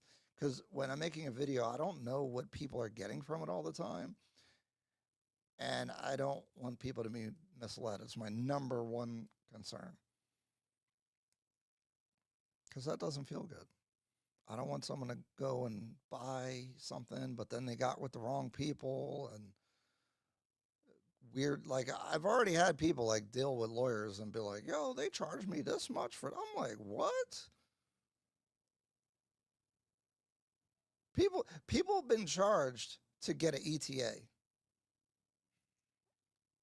You could get an ETA in like 2 minutes, which is like the visa. And they're like, oh, you can even get a 5-year one. And it's like, yeah, you can. You just pay for it on there. Like what? Now, if you pay a small amount for someone to do it, sure, but that's not what's happening. Like they thought that they had a residency. Like they thought they were paying for a residency visa, and they just get a ETA. I've seen that's happened, and I'm like, bro, this like people think they know what they're doing. If you're not traveled and haven't been okay, when you're doing real, like guys, again, I've been in real estate 15 years, so I understand the stuff in a different way. If you don't have a lot of experience, bad things are going to happen. So, like, ask the question, like, contact me, please. Especially if like you're inspired or like motivated or interested because you're watching stuff like this. Yo, don't do it by yourself. Like, I don't know what, and I'm not trying to sell, but I see people crashing out. It's crazy. Some people don't do their own research at all. Yeah, like, and you could, and that's why I was talking about the rental stuff, because in a lot of my videos, the agents will say what the rent what the property will rent for, furnished, unfurnished. I'm not going to sit there and have a debate with them in like when they're showing the property. So I don't think I'm like, oh, okay. That doesn't mean I'm like, think it's gospel. But it's just not the time and place to have a battle about what the actual rent is. Where's your data? What's the, you know what I mean? Like, that's not how you do things. But I do these videos because this is more of a two-way conversation, so I can kind of understand what people are getting from the information. That's literally the reason why we do it, so it helps. Ryan, are you doing paid consultations? That could help. Yeah, I do on the website. See, I'm so weird about like selling, guys, to be honest. Like, but like it is my time. So like, I do like to at least get compensated for the time. But so I don't know. I'm in this weird space where like, I'm like, I do offer, paid consultation, and then at the same time, it's like I want to make sure people are being safe. But like, bro, if you can't, like, if you're trying to buy a property and you don't want to pay $100 or whatever for like to talk to someone who's literally been walking through the experience, I don't know. I'm just thinking out loud, to be honest. But yes, I do paid consultations. Basically, guys, I'm very happy with what's been going on with FKC Legal. A lot of you guys have been working with them, and it's been successful so far. And what I realized is when you guys need stuff, you need to know where to go. And I'm working on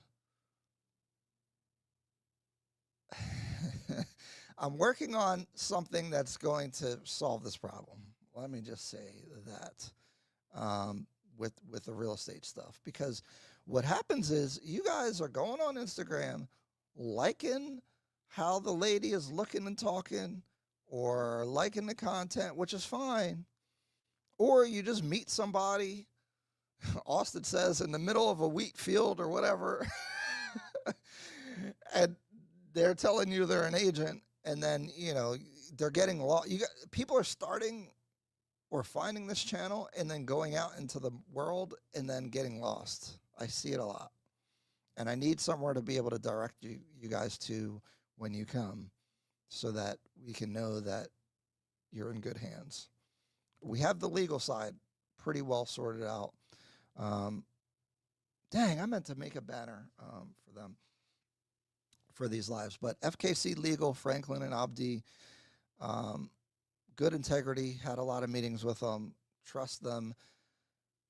And also, because I'm promoting them, like, let me know if there's, if you guys run into issues. Like, I take accountability as much, obviously I'm not doing the business, but if you have problems, please reach out. I'm accessible. Go on the website, which is always in the descriptions. My website, there's a contact form, or you can hit me up on Instagram. Ryan, you give more than enough upfront value for free to justify charging for private consultation. All right, I appreciate that. I need a pep talk about that, because I always feel weird about it. Also, $100 to me feels petty, but like I feel like it is appropriately priced, because, guys, I'm like busy and stuff, So, and then when I'm not busy, I value my time, like.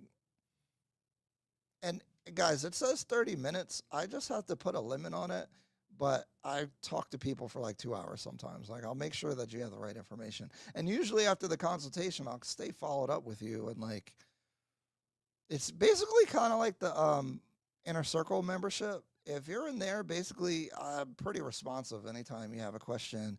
If I'm in country, we can meet, like Martin's talking about, and have a longer dialogue about a lot of these things, because I don't say everything online, just because things can get lost in translation when it's a one-way conversation. So I've been weird about it. But yeah, so for example, I got a referral from FKC. I think I was when I announced it, I was telling you guys that.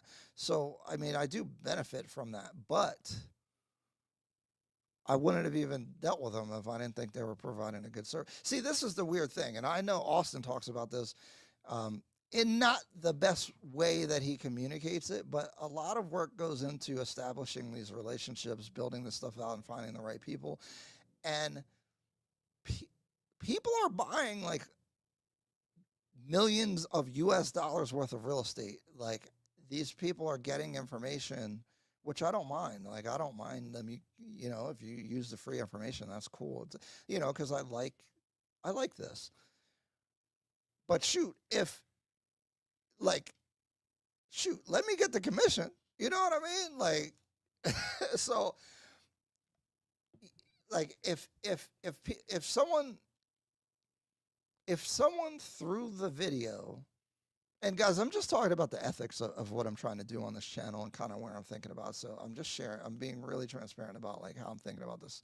So you guys let me know, because I value, especially the people on the live, I value you guys are very supportive, and I always want to make sure that like whatever I'm doing is in ethical alignment and is good. I want to bring good into the world. I want to do good. So if someone is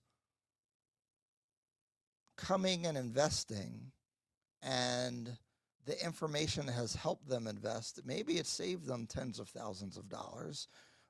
Even one piece of information, maybe they like one project or another, or become aware of another project, because that's a problem. Not all agents have access to everything. So if you come, they might not even show you something that maybe you could be interested in, right? These type of things can happen.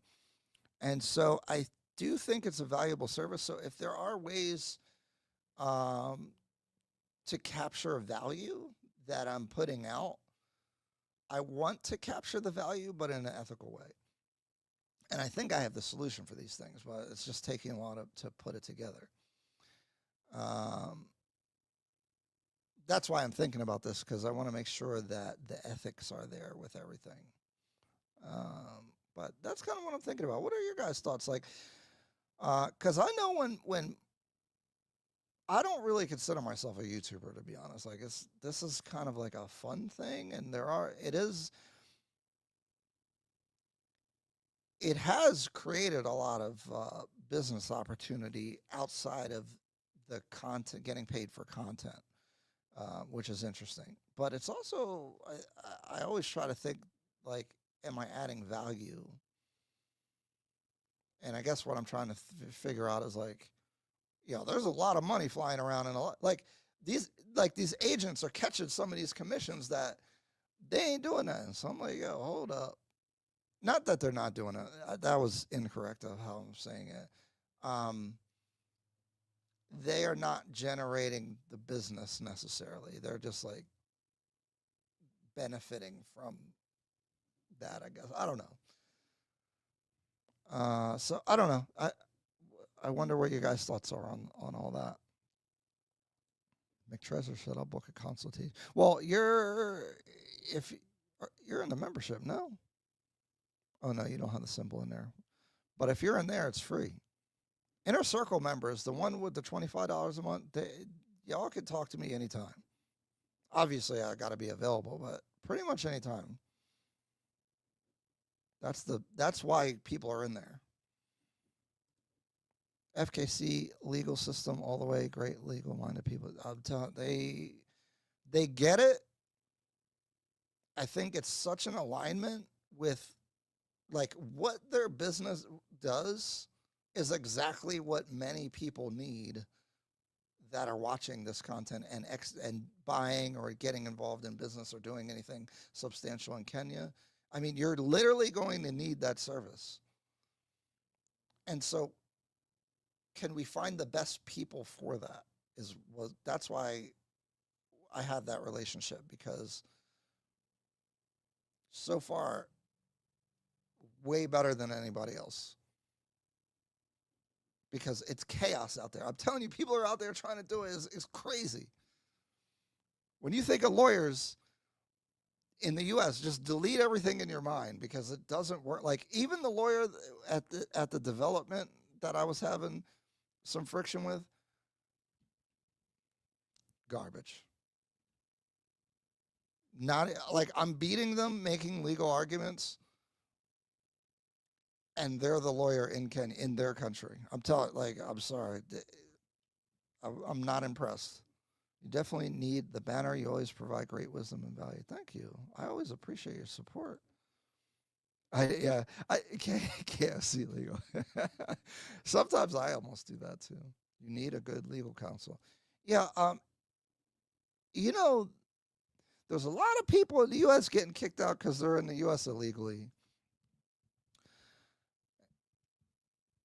We need to make sure if we go somewhere that we're following the law, right? So you have an immigration component, and then you have a lot of legal. Like you need a work permit if you're going to work if you're working. Then, like, what is working versus investing? Because investing is not working.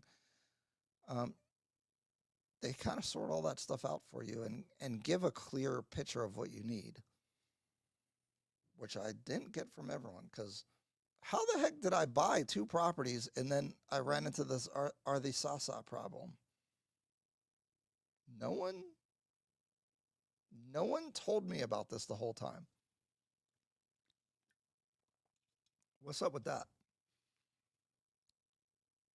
Gosh, I want to leak some information.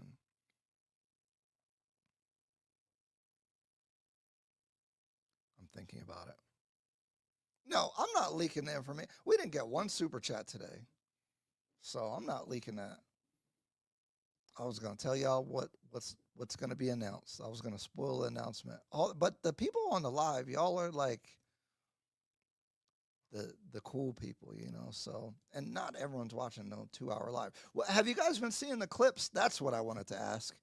What do you guys think about the clips? Is it annoying? Do they show up in your feed? Are they showing up? Are we getting impressions? Because many people are not trying to watch long content. So I've had shorts, and then I'm cutting the lives and other videos like the interview with Christine and some of the other content. I have a clipper that's doing that. So I don't know if you guys have feedback on any of that. Like,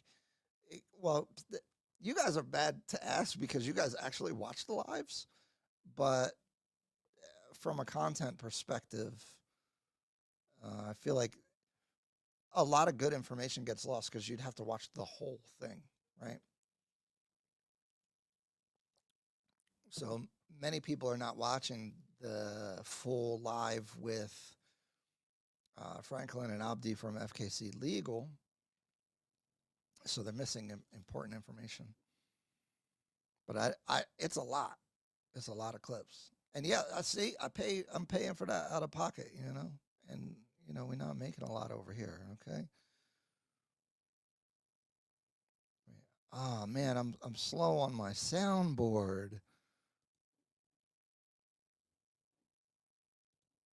Ryan saved me a lot of money from this channel. Thank you. I'm glad to do it.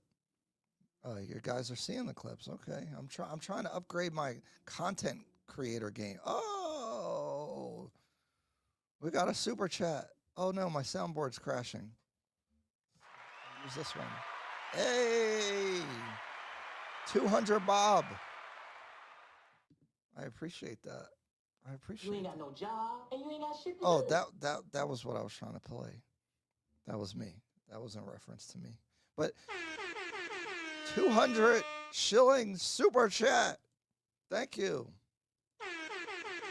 We're in there. The first super chat today. Let's go. Leak the info. I need more. Y'all got to do more than that because I'm about to spoil the rollout.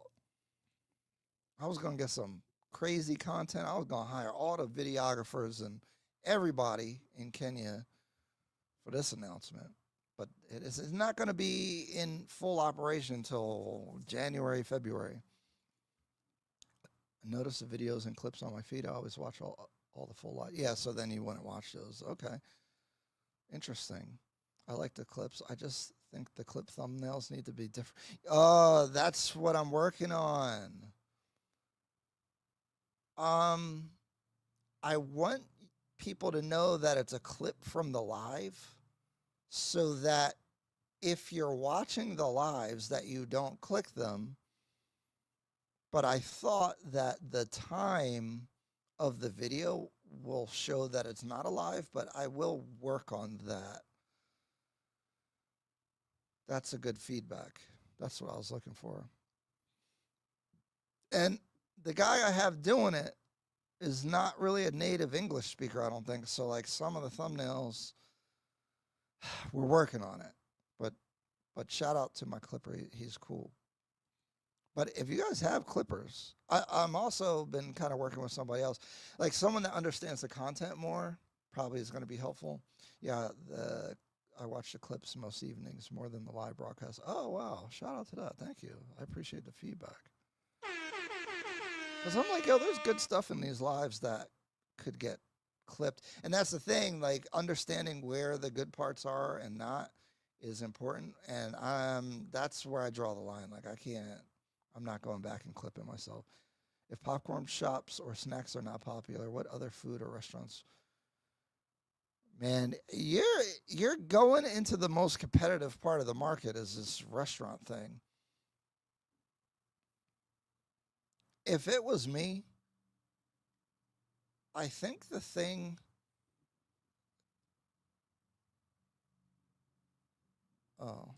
if it was me, I think the thing that I would be trying to do in that space is really like the nightlife vibe. Basically, I would copy Oyster Bay and have events there and make it like a lifestyle thing.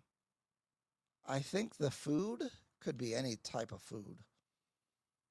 But I think you're in a very competitive market because Kalamata just opened up in January, February. That place is lit. Oyster Bay has been having trouble because they've been getting noise complaints.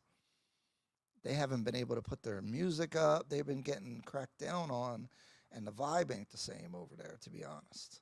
The location is another one. But see, you got to go out there and like asking these questions is really good, but you gotta go and catch the vibe and see like the culture.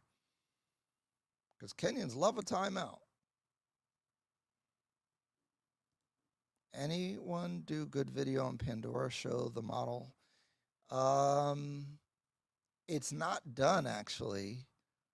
So I expect people to come out with some stuff when it's done. It's almost done. Mary sent me a video, but it didn't have really that much to it yet. Mary's the one, incredible. She is so on top of things over there. She's one of the sales agents at Pandora. Oh, man, she's so responsive because a lot of these places, it's like they don't answer. It's like, she is on top of everything. Highly recommend.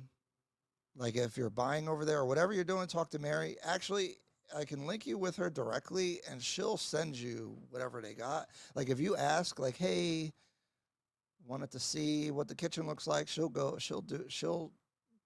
do whatever you need. Again, this is where having an agent comes into play. Yo, do some more super chats. I want to leak the info. I'm ready to leak it. I'm going to leak about what the big announcement, what I'm working on, what's definitely going to be happening. I'm so excited about it.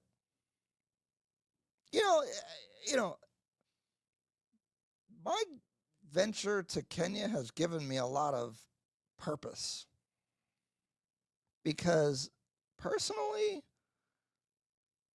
I've kind of like, I considered that I beat the game in life. Like, I'm not some rich person or whatever, but like, I could just not work.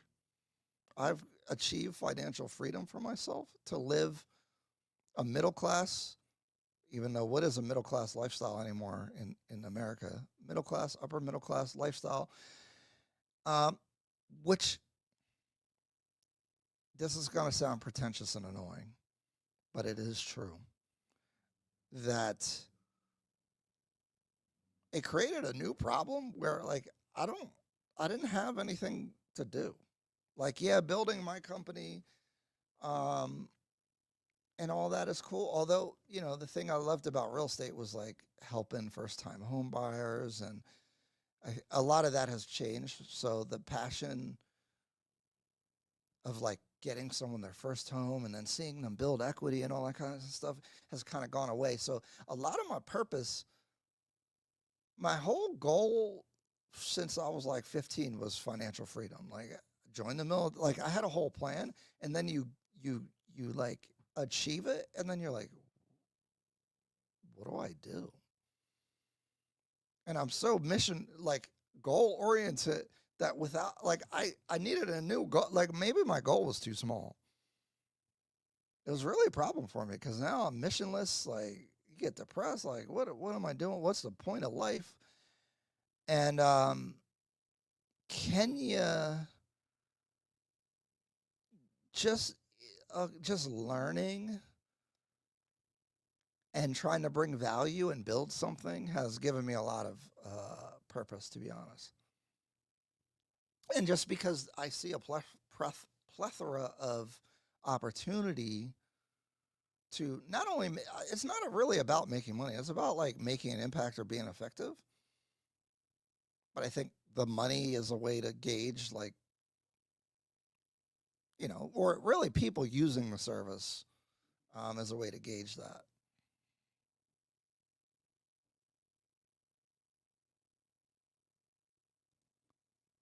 So I want to leak the info because I really want to talk about it. I wonder what you guys think about it, but I got to hold the line. We got to do more on the super chat if I'm going to do it, but it looks like we're not doing that, so that's all right. I was considering food or snack manufacturing to cut back on foreign imports.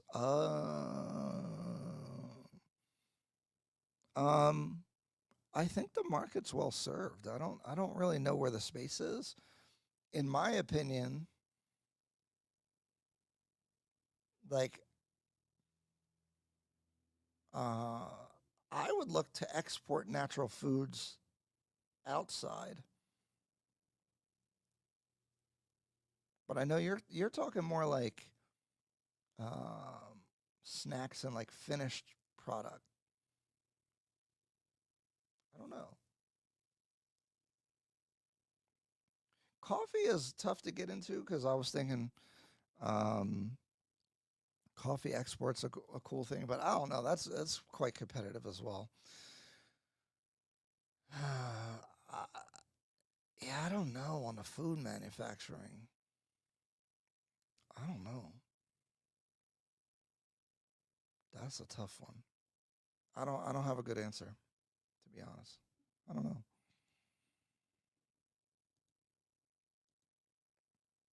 But that's really all I had for today. So I'll hang out for a little bit, talk to you guys. But that's I was I actually had a whole plan for the show where I was going to talk about some of them negative comments that we've been getting and xenophobia and all that. But I decided, see, you choose what to put into the world. And I feel like I would be putting negativity. And there's a time to maybe do that, but I had a whole thing planned. I said, nah, I'm not doing that. I feel there will be a big mold problem. Most of the bathrooms in Nairobi don't have windows. They have extractor fans. Also, concrete doesn't get moldy nearly as easily. Like our houses here are built with wood, and then they have insulation behind them and sheetrock. All those things get mold easily. Concrete's much more mold resistant, but you can get it. But most of them have extractor fans in bathrooms. But I leave the door open. Like, there's a fan, but I like after a shower, I leave the door open and I have a window open in the bathroom, in the bedroom. Could be a problem though. They grow maize in Kenya, so the popcorn may not be imported. That extractor fan isn't enough. I've had to cancel so many Airbnbs because I'm, oh, wow. Yeah, it can be well, but also, are people using it? See, that brings up an interesting issue with your Airbnb, because if you live in a place, I do things to mitigate the mold, but if people are renting them, they're not going to care. So that's a funny ancillary point to what I was saying earlier. Because, yeah, this is the thing, you take a shower, you turn off the lights and the extractor fan and close the door, all that moisture is just stuck in there.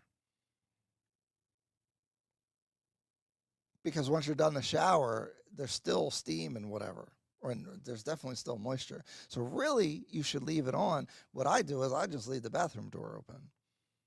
But again, if you're renting an Airbnb, they don't care about none of that. I'm in an Airbnb now, and the extractor fan isn't even working. Oh God. Where's the right button? Oh.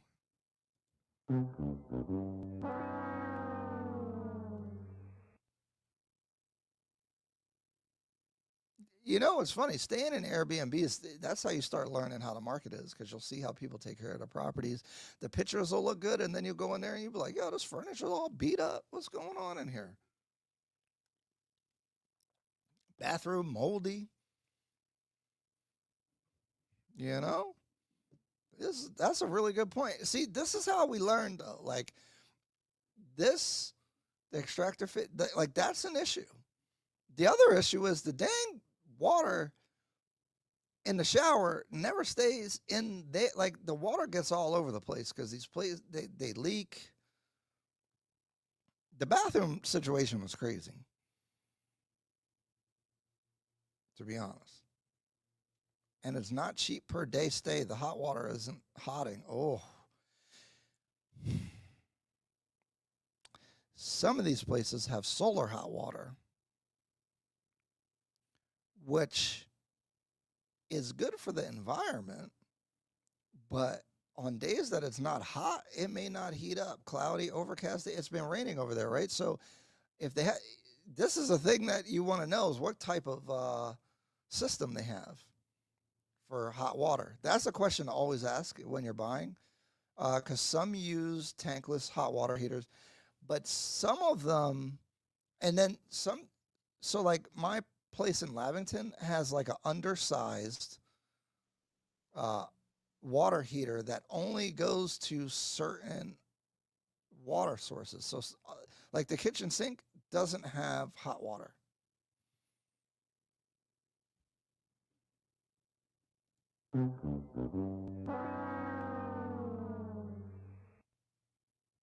And you won't know that when you're renting them, or like if you don't ask the right questions when purchasing. See, I saved you guys a bunch of money right then. You see what I'm saying? Got to beg for more toilet paper. The shower has no thing. So the water is everywhere. In 2025, the bathrooms don't have partitions, so the water is just going everywhere. So I'm forced to mop every time. The kitchen sink don't have hot water.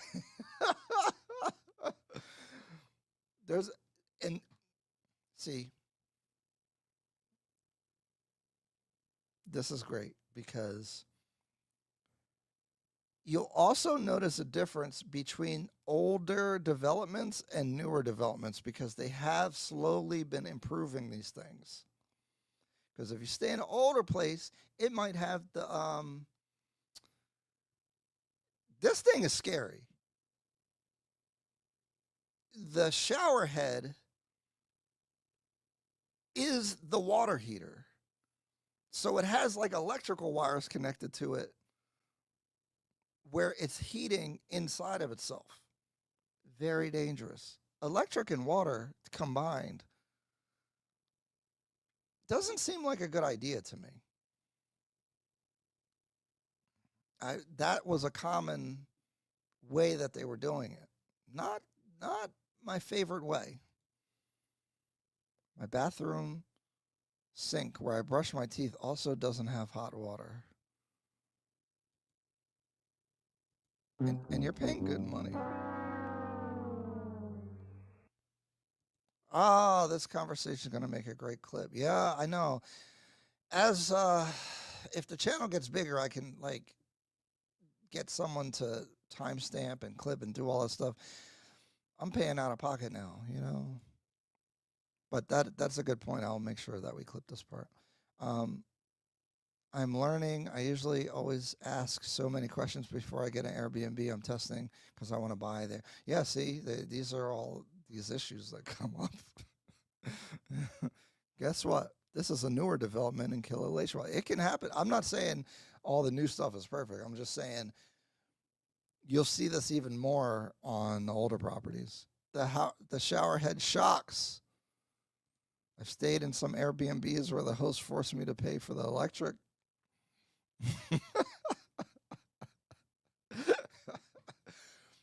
The Airbnb stuff is hard because the information, you don't even really know exactly where it is.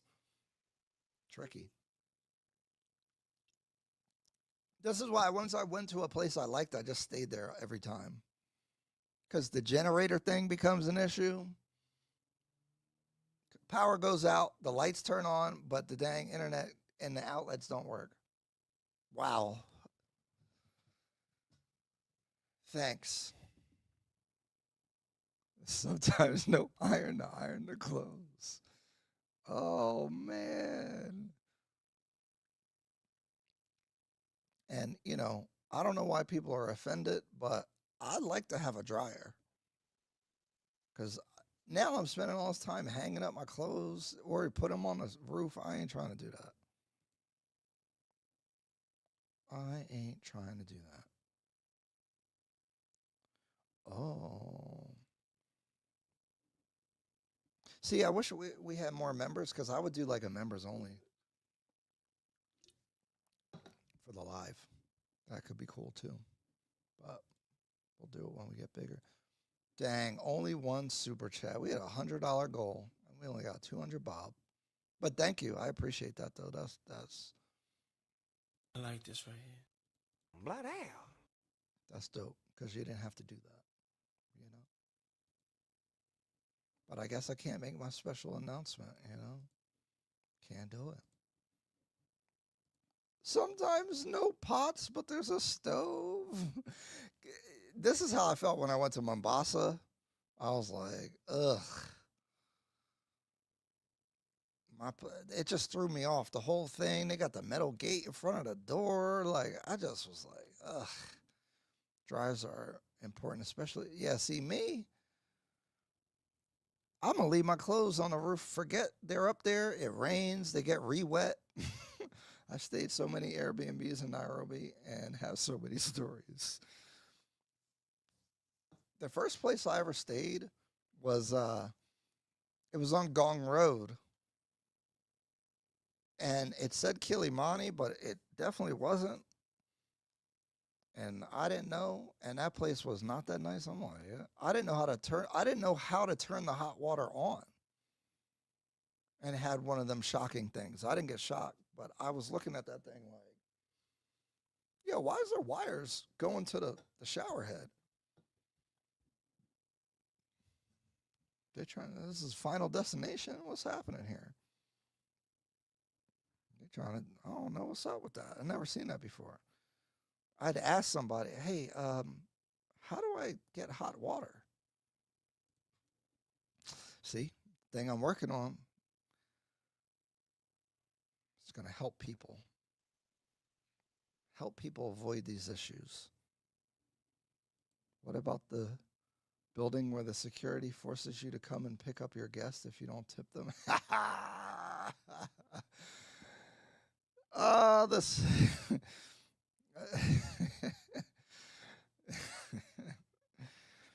You know what's funny? I stayed at a place and they would ask you for money at the security just cause, but they fired them and they got a new security company. I said, boy, good. Someone must have complained. Because that's uncomfortable every time I come through the gate. They're like, hey, something small. What? Now, where I live, I tip all them guys. It's a good practice. I've stayed in Alba Gardens and the security guards are dodgy. You got to tip them. Funny thing is, Alba Gardens is where I like to stay, where I would stay all the time. They fired them guys. They got new ones. They got like rainbow colored ties. Those guys are professional. I like them. I like Alba Garden. In Chicago, there are hundreds of McDonald's, Subways, Starbucks, and Dunkin' Donuts, yet small businesses are still able to succeed. Nairobi doesn't have all the corporate stores. Why wouldn't it? Because it does work. They also exist in Nairobi.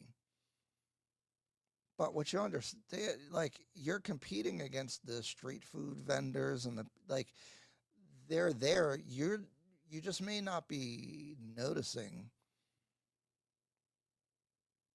them. Oh, but why wouldn't a new restaurant will definitely work. I'm just saying it's competitive and they know more than you know. You know what I'm saying? So you think you're going to bring something new, I would just be cautious about it, but you could do it, you know? What's the maximum or minimum cutoff price for this apartment? Which one? Which apartment? I didn't even know I had to tip them. Oh, okay, good. Last year, the guy was so annoying. Yeah, they fired that company. They got new one. McTreasure! Is that 10 Canadian dollars? Thank you. Now we're back in the running. I appreciate that. I really do. I like this right here. Because I didn't really feel like doing a live today, but I know that's kind of our ritual, you know? And I was going to crash out, and then I had to change the script. See my eyes red? So, I play in a pretty serious soccer league here in Philadelphia. It's probably the very, it's an incredible organization because it's got promotion, relegation. There's a cup tournament that ends where you play in the Philadelphia professional stadium. It's a really big league, and I got fat in Kenya, and we play on Saturdays. It's been brutal, and I'm not in game shape because I missed the first month of the season because I was in Kenya. Brutal. My whole body hurts right now. I feel like I got beat up. I didn't even play 90 minutes. But I've been losing weight. I've been working out almost every basically I work out 6 days a week. This is my rest day. But I am destroyed. But thank you for the super chat. If we keep these super chats, I will leak the information. I want to tell you guys first. And I would love to hear the feedback. So I'm going to hang on. I'm going to give it a chance. Is Lavington a good spot to buy a one-bedroom to rent to tenants? I think if there's any Kenyans in here, give what your impression of Lavington is overall. My impression of Lavington is that it is a very good, beautiful area. They still have a lot of land controls that stop a lot of developments. I think it's a highly desirable place to stay. And I think it's good more for long-term rentals, not furnished rentals, because locals know that it's a really nice place. But again, foreigners, that probably is a good amount of the Airbnb market. visitors, tourists, etc., may be a little reluctant to go that way, even though it is totally safe and actually a really nice neighborhood. So, again, for investment, Westlands, do Westlands. But Lavington is nice. My first property was there. But if I did it all over again, I would just buy, for investment, I would just buy Westlands. And that goes again, like, that's against my personal feelings about Westlands, because I, unlike Kai, am not hype on Westlands personally. It's cool, but I don't care about it that much. Jerry, somebody popped into the live. You got to put your camera on. I see you.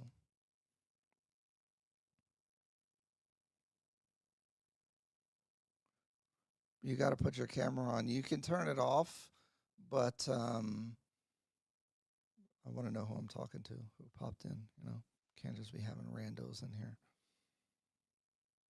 But I can't hear you because I didn't bring you on the stage. But maybe we have a guest. I don't know. See, there's needs to be a way where I could talk to the people off stage to check who they are before I just bring them on. You know, because people be trolling. Would you purchase to live in Lavington over Kilimani? Yeah. I prefer Lavington over Kilimani. If you look at the old like estates and stuff, there are beautiful places in Lavington, like homes, townhouses over there, beautiful places. The land value in Lavington is insane. I would live in Lavington over Westlands probably. Interestingly, when you guys are out, you guys should go to a restaurant called Kalamata. It's in Lavington. And when you go there, although this was early, so maybe by now the crowd's a little bit different, but in the beginning, it felt like local rich Kenyans that still live in Lavington. Rich, working, you know, like pretty well off. Like it was a really cool vibe. Wasn't as many foreigners in there and stuff. I really liked it.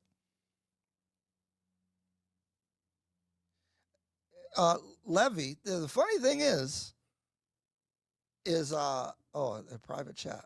Who's that? Oh, they said hi, but they didn't say who they are. The food at a lot of these like vibey spots isn't all like incredible. It's all about the vibes. Like oyster-based food is pretty good. They're all pretty good. Like I don't know. I'm not a big foodie. Like I like food. But it's not really about the food. It's about the vibes. I like this right here. But yeah, Lavington, I love Lavington actually.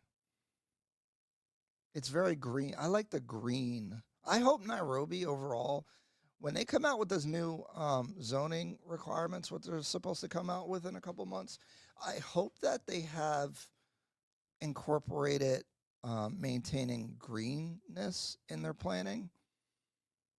Because like when you're driving through, even if someone has a wall or whatever, like there's like palm trees or like there's vines growing on things, I think that's really beautiful. Or hedge, hedges, very nice.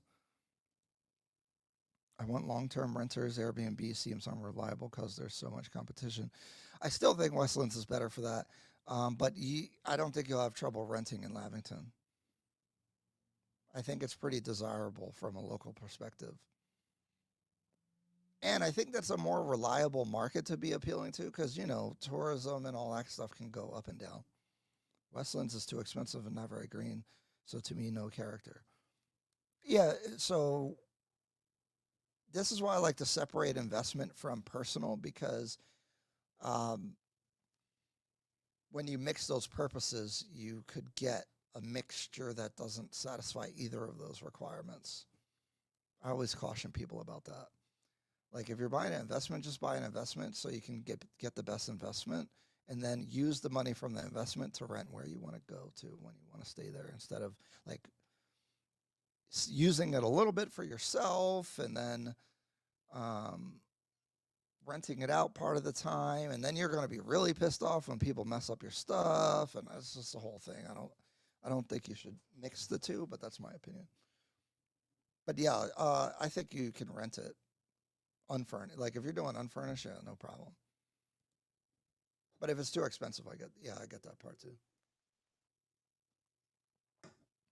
Because for me, I really didn't see why Westlands is so much more than everywhere else. But the more I know about how others, like for me personally, I didn't value Westland. Like I don't stay in Westlands because I don't value the extra amount that you pay for what you get over there. I'm a huge foodie, but love a great vibe. A perfect mixture of quiet and a vibe is an ideal area for me to live. Yeah, I think you would definitely like the Lavington area, especially now. There's the Lavington Mall is a little bit nicer to go to. I think they're building another mall over that way. It's I think it's a good area to live. Dang, my eye is really red. I feel like my eye is red from soccer or something. I don't know. So I got disconnected. I live in the UK, never been to Kenya. Booked my flight for the first time in January just from watching your YouTube. Wow. Well, I hope you have a great time. If you need anything or have questions or whatever, let me know. Send me a message. That's amazing. You guys know I never really intended to do this YouTube channel or any, like I just threw out a video and then it started doing really well. The first time I went to Kenya, I didn't do any content. That trip was like, I'm not Mr. Spiritual and in my feelings type of guy. That first trip to Kenya was like a spiritual experience that I had. It was so much so that I just like didn't do anything with the content or anything. I just kept that experience for me. Because again, you know, I was coming off of, again, it's like it was like I got financial freedom. That was my whole goal in life, and a little bit like not sure what to do with myself. And then that first trip to Kenya was just so eye-opening isn't exactly the word, just like very fulfilling. And then now we got this YouTube, and like it's just found a lot of meaning from that trip for myself.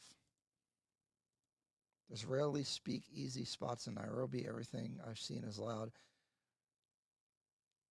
Yeah, Kalamata's not as loud. That's what I like too. Oyster Bay can get loud.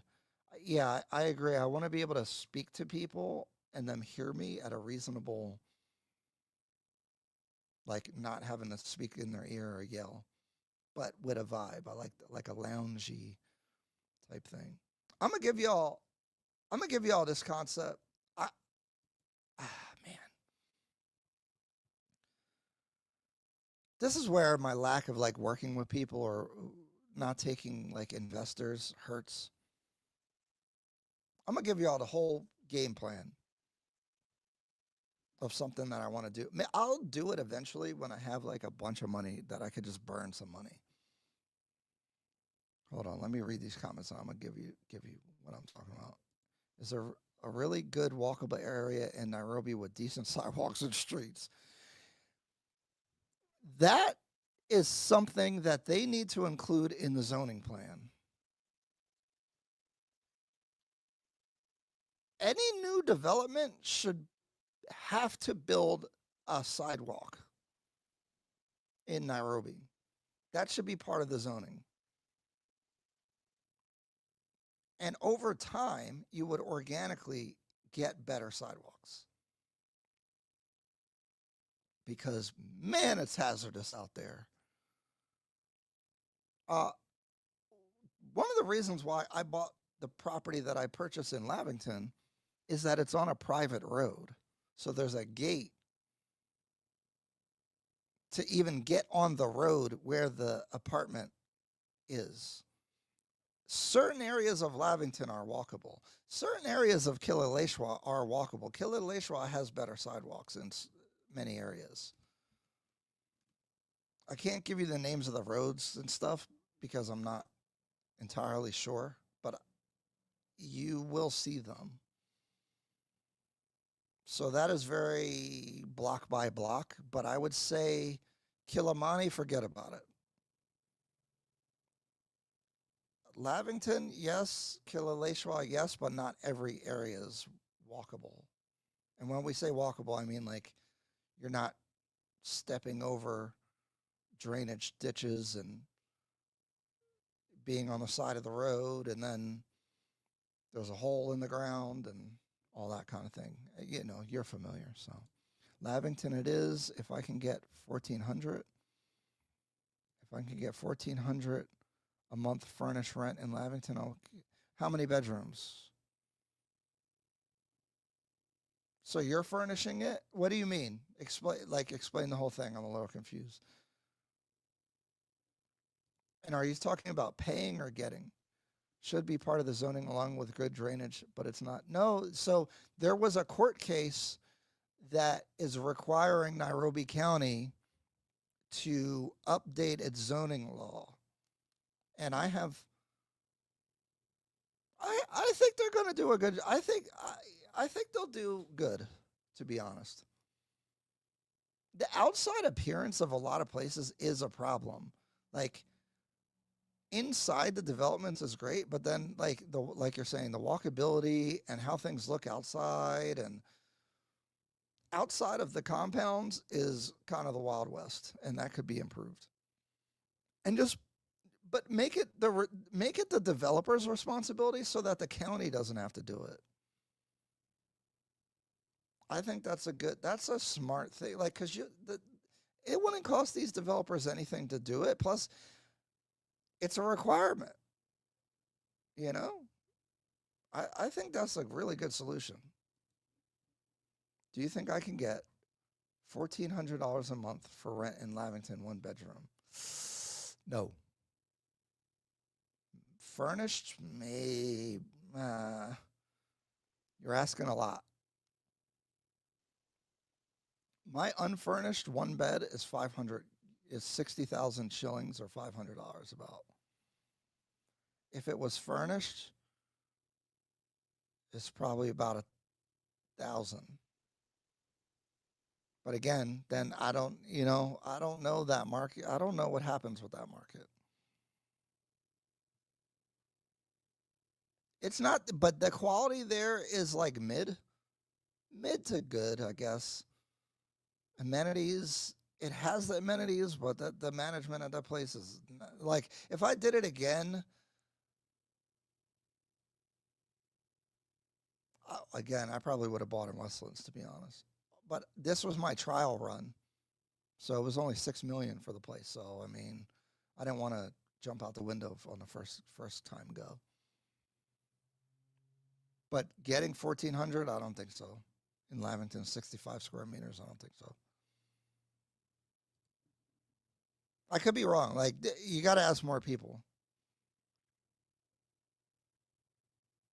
I'm working on. I have a solution to this problem.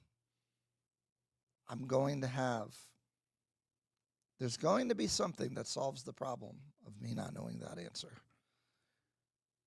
A lot of African cities barely have sidewalks. I don't know what's up with that. Ghana was the worst one. Well, when you're concerned about other things, the sidewalk, I guess, becomes an afterthought. California Burrito is a copycat of Chipotle. They are located in India. It was created by a young white man about 10 years ago. They now have over 100 stores. Don't know the financials. Yeah, don't know about India. But in Kenya, they have Java House. They have CJ's. And those places are rocking. So if you can do that, you'll probably be good. But those are your competitors, and they are really good competitors. Other than investment in Nairobi, which other city is worth money investing?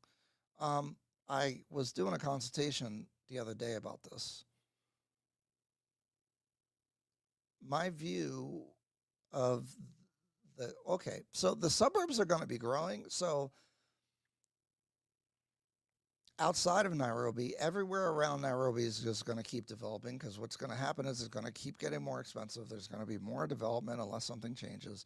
And so people will live further and further away from the city. The reason I know this is because look at every other city that's ever been developing. This is what happens. So it's not hard to know that. You look at like Tigoni is really basically all of Kiambu County. You're seeing it in Ruaka. These places are going up. Obviously, Runda, Mathiga, those are really expensive places, though. Karen, but there's less expensive places that are also going up. Kitsuru, Lower Kabete is kind of expensive already as well. Then you have the other direction on Mombasa Road towards Sioki Mall. That's developing rapidly. You should see, they're building so much. It's crazy. All this is because this is all attached to Nairobi. Now, I have not been to the west, so I haven't been to Kisumu. Kisumu seems like a whole different thing from Nairobi. But my thing with these other markets is that they're going to develop slower because the epicenter is Nairobi. So that you're in for a longer term investment for those things. But if you have less money, I don't think they're bad to get into, because your money will go further. I think, and I haven't been, Malindi, the North Coast, Kilifi County, very interesting. But again, it's a long-term thing because you can get stuff for much cheaper, but there's some seasonality to that market. What's the infrastructure? Like, what are people doing for work out there? Same thing with Mombasa. Lower entry point, but that's because there's less money floating around in those areas. So that trickles down. On the long run, sure, yeah, it could be great. Especially, I think one interesting thing for Kenya as Kenya's national profile, as much hate as we get as content people making content, Kenya's getting more recognition from people, and with that recognition and more travel and more appeal, like for example, Zanzibar is nationally recognized as a place to go for vacation. The Kenyan Swahili coast is not known as much for that. So, I mean, Italians and some people know, but it's not like if you say, I'm going to the Kenyan coast, people in the U.S. have no clue what you're talking about. I sound crazy. So as that profile goes up, if you're an investor in the coast, you could really do well, even more so because of the popularity. So if you're on the beach or you have resort type properties or whatever, I just think that's more niche and more dependent on a lot of other factors. Nairobi is, I mean, it's just a clear winner. Honestly, I think Kenya in the next 10 years is just going to be, in sub-Saharan Africa, number one, number two, GDP, business. It's just they're going to win. Also, Ethiopia is very interesting. I think on my next trip, I may have to go there because they just opened up where you can buy property as a foreigner over there. Ethiopia built that dam, and they're doing it without financing. And this is funny. It probably speaks to their legacy of not being colonized, although the Italians did occupy for a little bit of time during World War II, before World War II, and into World War II. They are doing things in a different way, especially with their financing their own selves. Very appealing. The only downside with Ethiopia, from my point of view, is like they're not open for business, which is fine. I mean, that's their country; they can do that. I get it. But Ethiopia is becoming very interesting to me, actually. I don't know what the prices are. I don't know anything. But from my observation, it has piqued my interest. And with what I would love to announce to you guys, but we need more super chats, plays a part of that. I'm looking at that. I was going to talk about something and I totally forgot. So you guys have to remind me because I had the zoning sidewalk, etc. conversation with the local on the way to the airport. His take is the country sells out to buyers from Somalia. Yeah.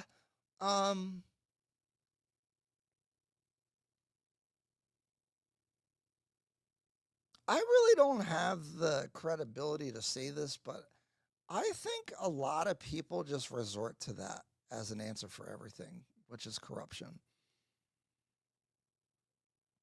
And I understand to some degree, but it's a cynical view that,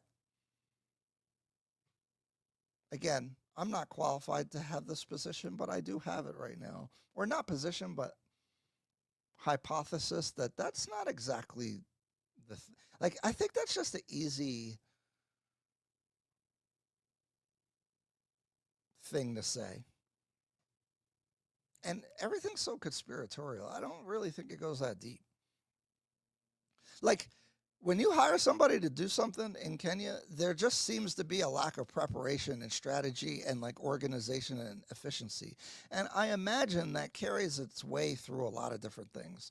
And so when it comes to zoning and planning, like, why are there so many freaking speed bumps? I understand that you're trying to slow down crazy drivers who don't follow the law. I get that part. But do you need 7 speed bumps on this one road to slow people down? No, it's just bad planning because it costs more to make the speed bumps. Why are you doing that? Why are you doing that? And so it's easy just to say that everything's corrupt and like, but I'm sure corruption plays a part. It happens in the States. If you donate to the right politicians, you can get your zoning approved for whatever you want. That's actually how it works. But people don't walk around just saying, "Oh, well, it's just everything's being sold out." I'm on the land board in my town. I see the argument, like I see all the stuff. I have a vote on the approvals. Like everyone complains about warehouses here. And they're like, the warehouses are corrupting everybody, and that's not actually what's happening. People are buying things from Amazon, and shipping is the last leg of shipping is a big thing, and so there needs to be more warehouses, and so the demand for warehouses has gone up, and they buy land from the farmers here and put warehouses on them. And our zoning was not updated for the change in times where warehouse. So many of them became warehouses, and some of them were zoned for warehouses that shouldn't have been. That's what happened. Is Kenya like that? I don't know, but I think this corruption thing is a cop out to some degree. Yes, there's corruption, but there's also just lack of planning and like vision. That was the other video I wanted to respond to because there's this really interesting guy from Benin called Frank Zanu, and he talks about a lot of these issues. And the video that I wanted to cover, if we hit our donation goal, was he literally just says that black countries can't develop. And he was talking about it has a lot of it has to do with culture. And culture in a way that kind of makes sense. Like earlier we were talking about, like, here in New Jersey, you have to build your house different and you have to maintain it because ice falls from the sky and then it gets really hot in the summer. So your house is constantly getting beat up, so you have to maintain it. If you build something in Nairobi, they don't have extreme weather, so you don't even have to maintain things the same way. Like, it's a fertile land, things grow easily. So like the lifestyle that people lived for thousands of years is much different than people that had to struggle with their environment. And that carries through like a lot of different things. But we'd have to hit our goal to talk about that. Anyway,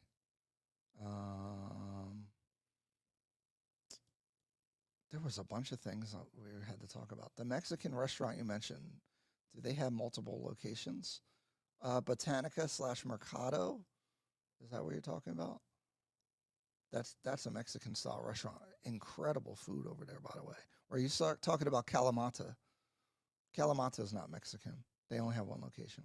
Oh, are you talking about Java House and CJ's? They got multiple locations. Mombasa Port and Tourism. The port is an interesting thing because that has a business aspect to it. The Kenya Tourist Board does market the Kenya coast good enough. Does or does not, maybe. And the rest of the world knows Zanzibar, but not the Kenyan coast. If that changes, your real estate on the coast is going to change. I do have questions. Please forward me your contacts. My information is in the description of this video and all other videos. Have you tried staying in an Airbnb on the coast? The electricity charges are way more. Yeah. And you probably want to have air conditioning. And yes, I have stayed. I can only afford Lavington right now. 1K furnished ain't bad. After taxes and maintenance, maybe taking home. Yeah, that's more reasonable, I think. I've been to Ethiopia before. It is very different to Kenya. It doesn't seem open for business at all. Culture is very different. English. Yeah, so those are some of the challenges. And I haven't been there, but those are, that's why I would probably prefer Kenya, obviously. But I like what their government, I look at governments. Here in what happens is I'm in New Jersey and all these weird policies popped up. And I really never considered these things until the government starts causing you issues. And so I try to look at the infrastructure. Like Tanzania was never on my list because Tanzania's independence movement was a socialist communist movement, and that culture still goes through the country. So they have a way different perspective on a lot of those things. And you're kind of seeing that like they're not open for business. They were banning business licenses for foreigners. They were doing all kinds of, and then you add the authoritarian aspect of it. It's just not attractive. Like you just can't even look at it. Ethiopia but see in the north, the Tigray region, they have a lot of conflict. So there's a bunch of downsides, but they have some upsides as well. Ethiopia is very interesting. The conflicts are concerning through Eritrea and Tigray. Yep, you know it. See, it's funny you said that. That's what I was thinking too. I think Philly is following Kenya in regards to speed. Philly roads are horrible. Yikes. Oh, you're Ethiopian. That's interesting. Depends who you know. Yeah, I know Ethiopia is even more dependent on knowing people, which I think is cool about culture, actually. Ethiopia food is 10 out of 10, though. Love it. I feel like the Ethiopian food is better in Kenya than Ethiopia. That's interesting. That makes sense, though. I can understand that. Ethiopia food is good, I think.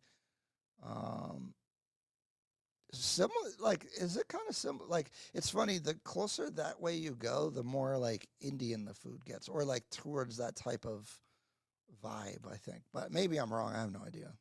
I don't know what I'm talking about. What do you think of investing in Ghana? Went there, but the country doesn't seem ready or serious. I've never been there. My perspective is that you get less for your money, but you pay more. Plus, that's where you hear more of the scamming and all that coming from. And I think they have less infrastructure than Kenya. Kenya has everything.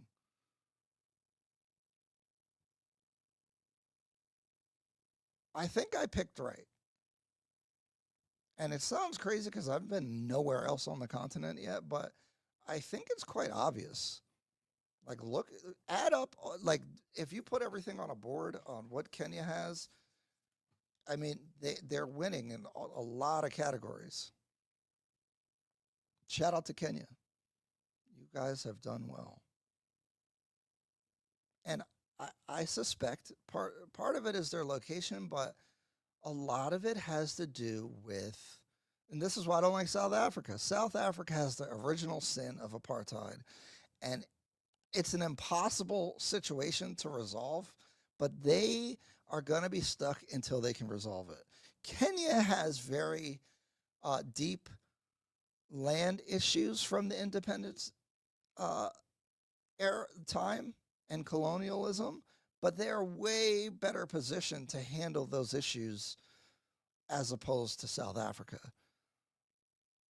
And if they make the wrong moves in South Africa, that whole country is like, could really have a big problem. You saw it happen in Zimbabwe. And I'm not saying they should or shouldn't, because maybe you have to break the system to remake it. But when you're looking just from like, if I'm just like being a cold investment or like just predicting like how countries are going to do, I mean, the whole country could break, in my opinion. Kenya has a lot of, like, the future is ahead of it, I think. Oh, let me take this banner off because that's not what we're talking about.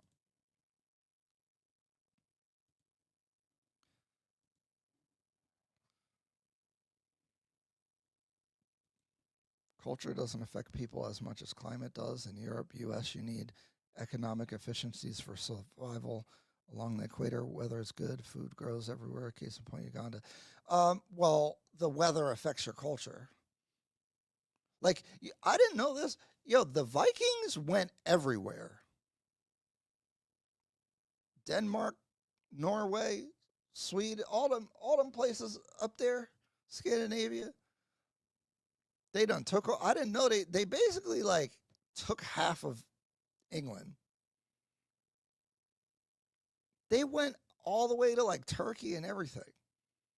I didn't know that Russians, part of Rus or Russia, like part of that was the Vikings.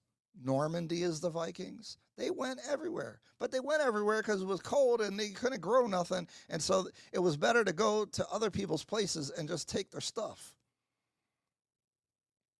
and live there. Like, but that's a motivating factor, right? Like, that's like clearly the weather made them go do Viking stuff. So I think it's an interesting conversation, but we're not covering it today because we didn't hit our super chat goal. And if I'm going to get into these divisive topics, I don't know. I need to leave with something because then everybody's mad, and then I don't need to get into all that. I'll keep it peaceful. Because people like the land conversation with the Khalees thing, that's still one of the biggest lives ever. And then the Kinganda one with O'Shea kind of crashing out, that's still doing good. So when you dive into the stuff, and that's a cool thing. I'm not a YouTuber. I don't like rely on the income, so I don't have to do that for content. I just could stay out of it. But I do have thoughts. And I think I have nuanced thoughts, and because I don't need clicks, we can have an adult conversation about these things. But it's still risky, especially on a live. I think there was something about zoning that we wanted to talk about. Let me go back through your comments and see. America would never allow the whites to be kicked out of South Africa. Well, I don't think the conversation's around kicking them out. I think there's at some point the land distribution is gonna have to change. And Zimbabwe said, we don't care what anybody thinks, and they got all them sanctions and kind of took the land back and did their thing. But it would, this is what I'm saying, it will, I mean, on paper, destroy the economy. But maybe it needs to be destroyed so they can rebuild it. I'm not, I'm not trying to make a, oh, well, this will be bad for the economy, so we shouldn't do it argument. I'm just saying that will probably happen. You most definitely picked right. Kenya's good. West Africa is behind. Yeah, and for lifestyle, Kenya people are just cool, man. They chilling. Like, as much as I criticize the efficiency and like all that stuff, that comes because they're chill. So in one sense, I'm not trying to complain too much because I mean I like Kenya and Kenyans because they're chill. West Africa is way more speedy vibe. I have a theory weather played a big impact on the drive for and type of innovation we see in different societies over time. I think sub-Saharan African life was just comfortable. Yeah, I mean, like, there's probably a reason why, like, the Europeans went and conquered stuff because, if you imagine living in the plains in Kenya, like, life is good. 1,000 years ago or whatever. Like, you don't need to be mad because you got food, you got great weather. Like, bad weather can encourage. And then, and then you start, whatever. I don't want to get all into it, but I definitely, the weather is a big deal to understand, like, where people are coming from. And actually, this is another topic, but I feel like we need Kenyans on the panel to talk about this. Because I don't think it's for me to say, but I get okay. This is a cool conversation to have, actually. Where should we begin? Yeah, we're gonna do this one though. This is a good topic. Okay. I'm gonna try my best to articulate a very complicated and multifaceted concept. And I'm gonna do it live. Okay, so it's not prepared. I just want to talk about it. I've been thinking about this. Okay, so what is Kenyans' vision for Kenya? And is there a cohesive agreement that Kenyans would have about that? And I think this is the trouble with Africa in general, is that these countries were smashed together in artificial ways that the people themselves wouldn't have placed them in. And so building unity when you have different tribes and cultures and such is a little challenging. I think Kenya is ahead than most other countries in this aspect, but it is still a problem. So what does a modern future African city look like, or country look like? What are their goals? What are the values? What are the things that they're trying to do? Like, what does their self-determined future look like? I think about that a lot. And the thing is, if you don't have a vision, then it's hard to move in a uniform direction, especially if other people don't share that vision.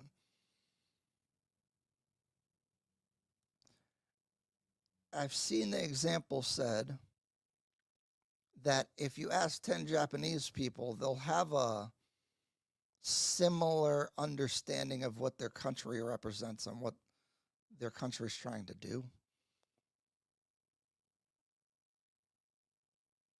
And I think that's an important aspect of underlying everything that your government does and how people vote and how people behave and all that kind of stuff. Ironically, I think that America's decline, and really the West's decline, began with 9/11, 2001.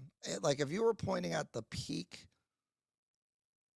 of America, the best time that it ever could have been was probably September 10th, 2001. I think that is where the beginning of, you have the erosion of our rights, the Patriot Act, all these things, and then the financial crisis, and then it goes to COVID. And I think the big problem is I don't care if you're liberal or conservative, we literally don't have a vision and can't do anything. We used to build things. We went to space, went to the moon. We did like the Hoover Dam, like all these projects. Like when we talk about green energy, and I'm going somewhere with this, so let me build it up. We can't do anything. No one agrees. You can't pass a law in Congress. And so now presidents resort to executive action, which then when, okay, Trump's in now, he's doing all this executive action. Okay, well, when the Democrats eventually win at some point, they're just going to undo everything and do their own. Like, you can't develop a country like this. And therefore, I think America Prime is going to be a slow decline over time. And if you see what's going on in Europe, they're having the same issues because they whatever. We don't even got to get into it. So, and you see the rest of the world rising as the West, Europe, and the US are in heavy, heavy decline. Europe doesn't do any innovation anymore. They don't do anything. They have a good standard of living, like they have good social safety nets and things. The bottom is higher than the bottom is in America, but they don't do anything. America still has a lot of the innovation, but now it's being competed with China. Why am I talking about this? Because I get very concerned for the continent of Africa and Kenya because I find, and correct me if I'm wrong, that they look to these places as models to build their country or aspire to go. And I think the things that got these countries to where they are is no longer the conditions that we find ourselves today, and they're not in alignment with the culture that you have or are building on the continent and in Kenya, right? So things that work in Britain don't work as well in Kenya. Like, why are you wearing wigs of hair that isn't part of your hair? That you will never grow hair like that. You see what I'm saying? Is that you don't want to move in the direction of someone else's culture. My question is, what is the culture of Kenya? Because Kenya is not a real thing. It is a combination of all these tribes mixed together. Now, Kenyans have done a good job to come together, actually. And again, Kenyans, I'm not trying to speak for you. I'm just speaking out loud as far as my observation of these big dynamics. And if you disagree, I would love to hear it, and I could be wrong. I'm just thoughts that I've been thinking. And so, if you are trying to develop for a time that doesn't exist anymore into a culture that is not your own, I think it's a recipe for not disaster, but a missed opportunity. Because what's going on with democracy on the continent in general? Because these government systems are not the systems that you would have created for yourselves. And yes, you can import them, but it doesn't seem to be in alignment with the people all the time. And so trying to force yourselves into that alignment is not optimal. Example, these smart cities, for example, Tattoo City, basically looks like it's trying to make a westernized city, like sidewalks that go nowhere with no people, but they have traffic signs and like organization. Which, yes, it's good to have, better infrastructure and being more organized.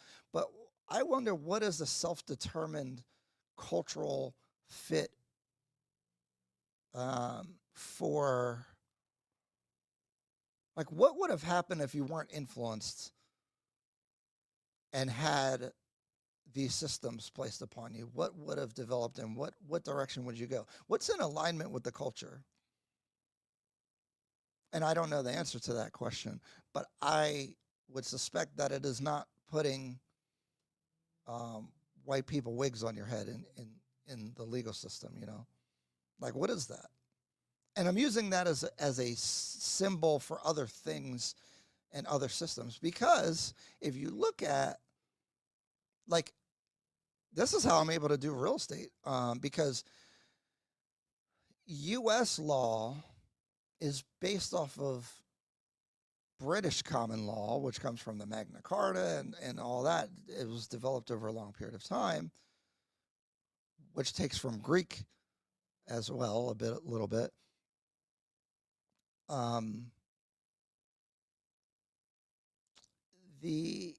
If you read different laws in Kenya, they're very similar to British law, which is why I'm able to relate to a lot of, like, I understand the real estate law to some degree because it's very relatable to the law that we have in the U.S., which came from the UK, Britain. So, I mean, I just wonder. I think about this as for Black Americans as well, right? I always feel like we're kind of behind, like,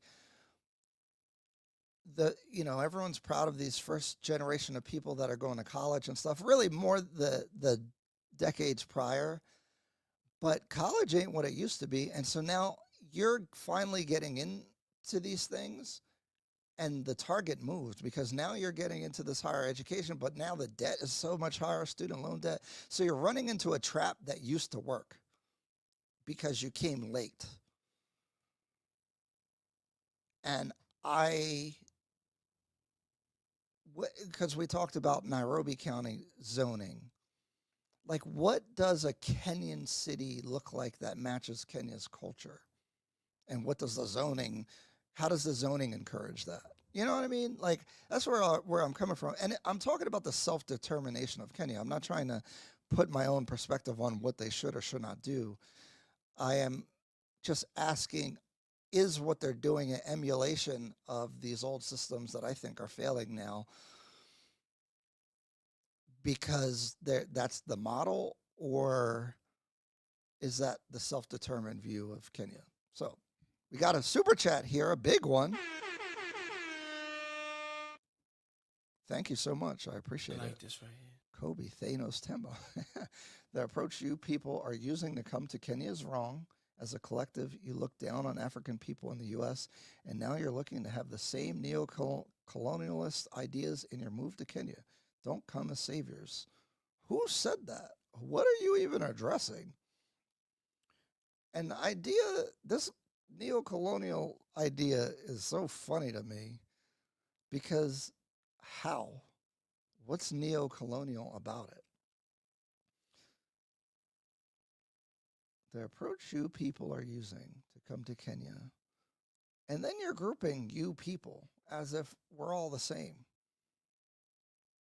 Like, you spend $20 to say something that isn't even addressing anything that's spoken about, and in a very inarticulate way. Because if you have criticism, why don't you make a better case than just saying something dumb like that? You know? I think that's really interesting. But you see what I mean? Like, I wonder where this energy comes from. I really do. I wonder where that energy comes from. Like, what are you actually mad about? I don't know. But thanks for the $20 super chat. He thought he did something there. All right, let's find the rest of the comments. At least he paid $20 to say something dumb. That's fire. I like this right here. Oh, America would never. Okay, you must definitely. Yep.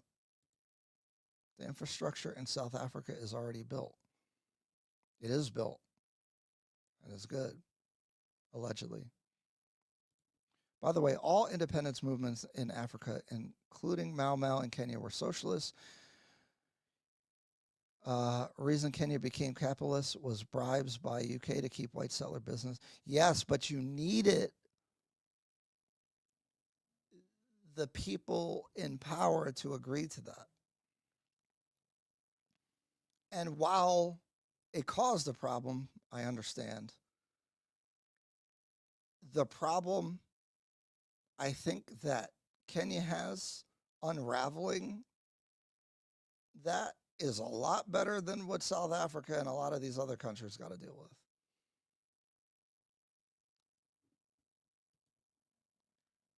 The infrastructure in South Africa is already built. Oh, yeah, okay. Sierra Leone is the African countries offering African American citizenship through DNA testing. Do you think investing there is a good idea? I don't know about Sierra Leone.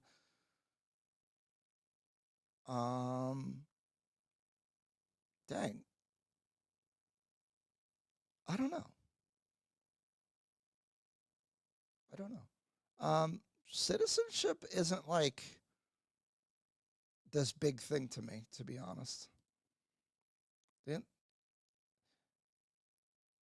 independence movement in Kenya was militarily crushed, while the whites in South Africa lost to independence movements. The political class that gained power in Kenya were British appointees. Yes. Which, from my understanding, is kind of what caused, because the land deals that they were doing. But see, the thing is, from my understanding, and correct me if I'm wrong, the whites left voluntarily, and most of them sold the land with those land schemes, but at least they gave the land up. Now, the way that the land was acquired maybe is a problem, but I think that's a step ahead of South Africa. We had a vision for Kenya, Vision 2030, back in Kibaki days, but that's long gone. Well, see, the thing is, you can't just have a leader.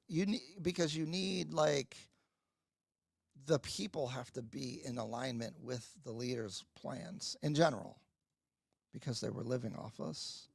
I remember during Kibaki's time, there was this Vision 2030, which included Kansas City, but the subsequent governments slowed down the progress.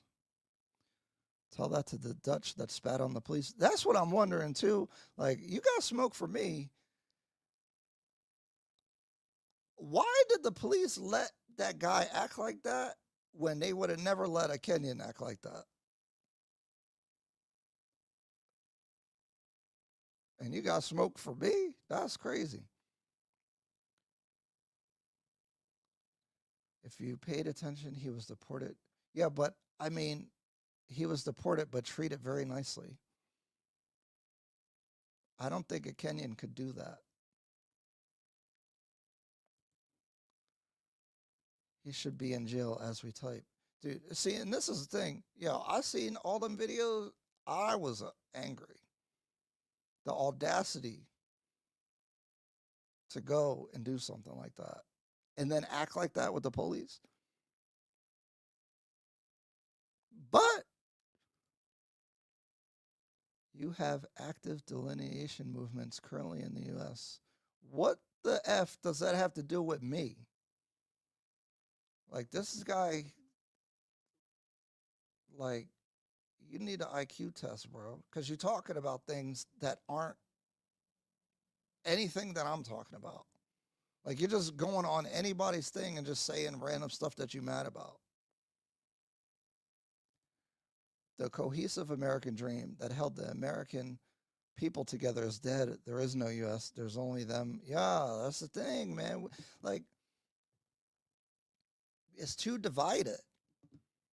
And so I want to make that clear that I'm not criticizing Kenya.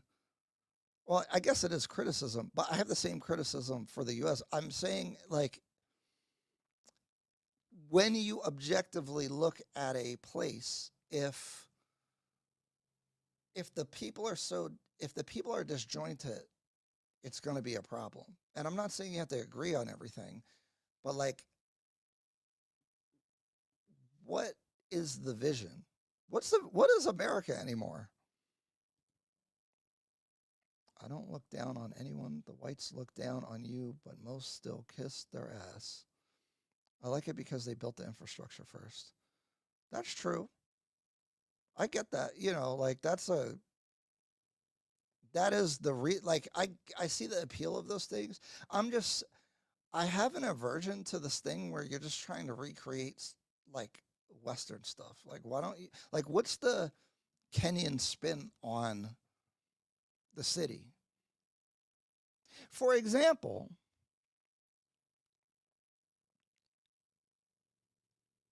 the horse races in the polo grounds. And I always say this, that's not something I would go to the U.S. When you go there, it becomes a party at night. It's a vibe. They got music.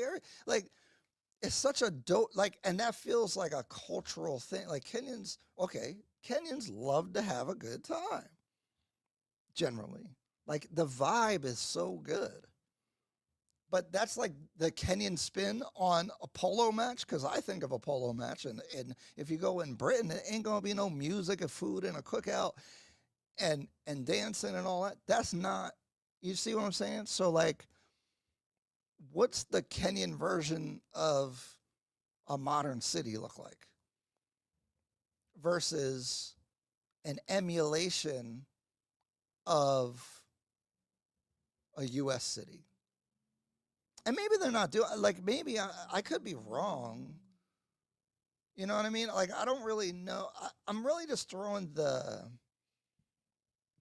conceptual thoughts about it more than I'm making a statement about that. You know what I'm saying? Hopefully that's coming across. U.S. decline started in policies by the 1980s and accelerated in 2008. That's true because we gave away our manufacturing to be to just do a consumer service-based economy. That is true. That's smart. See, we got smart people in here. That's a good point. Meanwhile, Nairobi floods. This is true. Those flood. Blacks aren't looking down on you. We are stern and refuse to be taken advantage of, so maybe that comes off rude. Don't worry about what happens in Kenya. Worry about that police who will oppress you without care if you're worth $1 a million. You know, these guys have all this, like, energy. But, my tax dollars contribute $900 million to your country. So, yeah, I will say something. I will. And I have all the well-meaningness, and everyone knows that. And there's not the savior thing. No one needs to be saved. We've said that a million times. So, again, you're just ignorant. But, yeah, I will say something. We will talk about it. You are correct. Dude, what's up with Europe, yo? And I know I'm watching videos or whatever, so I don't. But yeah, what's up with what's going on? It's weird. America's racism and inability to equally include Black Americans in uplifting is going to lead. I don't agree. A Black inventor, a Black version of Elon Musk would never be financed. No, I really don't agree. I think I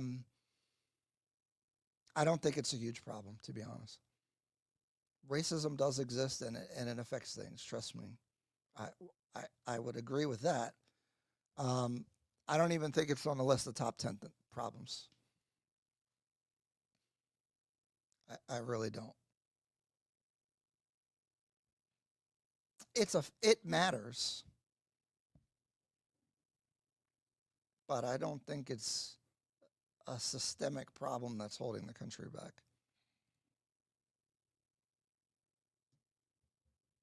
I don't even know what this guy's talking about.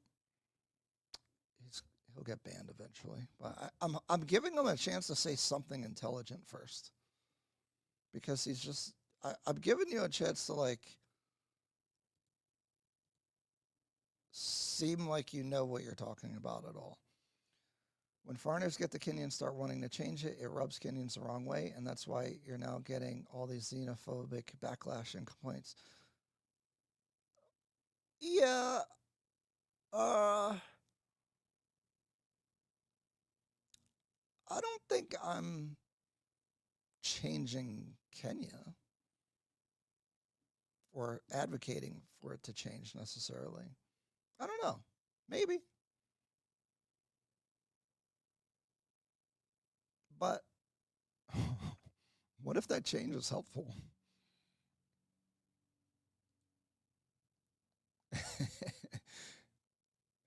Could be about where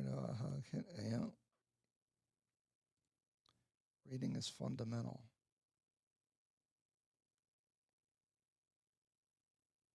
That's something you say when you don't know how to make an argument.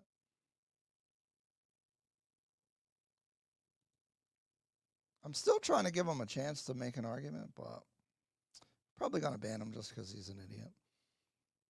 I don't mind criticism or disagreement, but if you're going to disagree, make like a case for it. Don't just say you're stupid.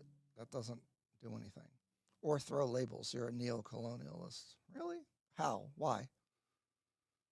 You know? I'll listen to that. But just calling people names is like you're 6 years old. There's white investors with YouTube channels. Go bother them instead. Oh, but you won't. You choose. Yeah, I do got to say, these people only come for the Black people. I don't see them coming for the whites. But that's okay. They probably live outside of Kenya as well. Like, that's another thing that you see is like there'll be Kenyans living in Sweden and then be like, don't talk about Kenya. And again, my tax dollars, 900 million a year goes to Kenya from the US. You're asking all the right questions, Ryan. I honestly don't think our generation will ever get to truly experience what a distinct Kenyan culture looks like. I think it's forming. I liked that when politicians say things that are like tribally charged, they really get a lot of pushback. That's a good thing. That's really a good thing. A white guy I met in Diani said his dad got it free. The land? Yeah. You gotta love the trolls. They are very... Yeah, but are they trolls? Like, it happens kind of frequently. Back to my original point. Are they trolls or there's people like that, you know? How many of them are there? I don't know.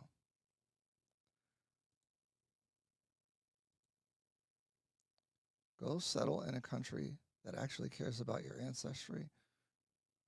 I bet you this guy doesn't live in Kenya. That's the ironic thing. he's probably, you know, not doing good in life, so he's angry. Some Africans are still colonized cities, and some of the greatest landmarks still being. Dude, Lake Victoria that's crazy. I'm with you on that. That's. But I see, but what black Americans, what we do is barge into the room and criticize them for holding those opinions when holding those opinions makes sense for their perspective and where they came from. So we should not come with condescension when we see their perspective on the colonizers, although it is hard because when you look at it from our perspective, we deal with race a lot. So we have a way different perspective that we've kind of run into with that than they have on the continent. And we have to respect each other's point of view about it.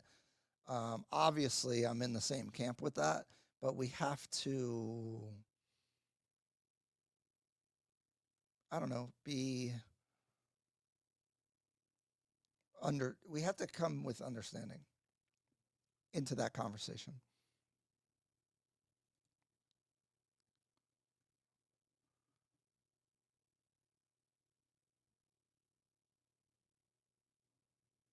Yeah, that's not correct. All right. Get him out of here. Because he's just an idiot. I was hoping he was going to make like some kind of argument that made sense, right? Like, I do want to know where this energy is coming from. That's why I kind of let them rock for a little bit, because I want to know when I'm saying something that sounds crazy to Kenyans or offensive, but no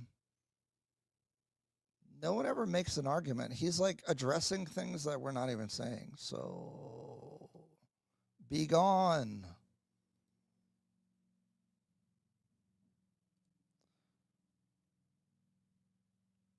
Okay, he's gone.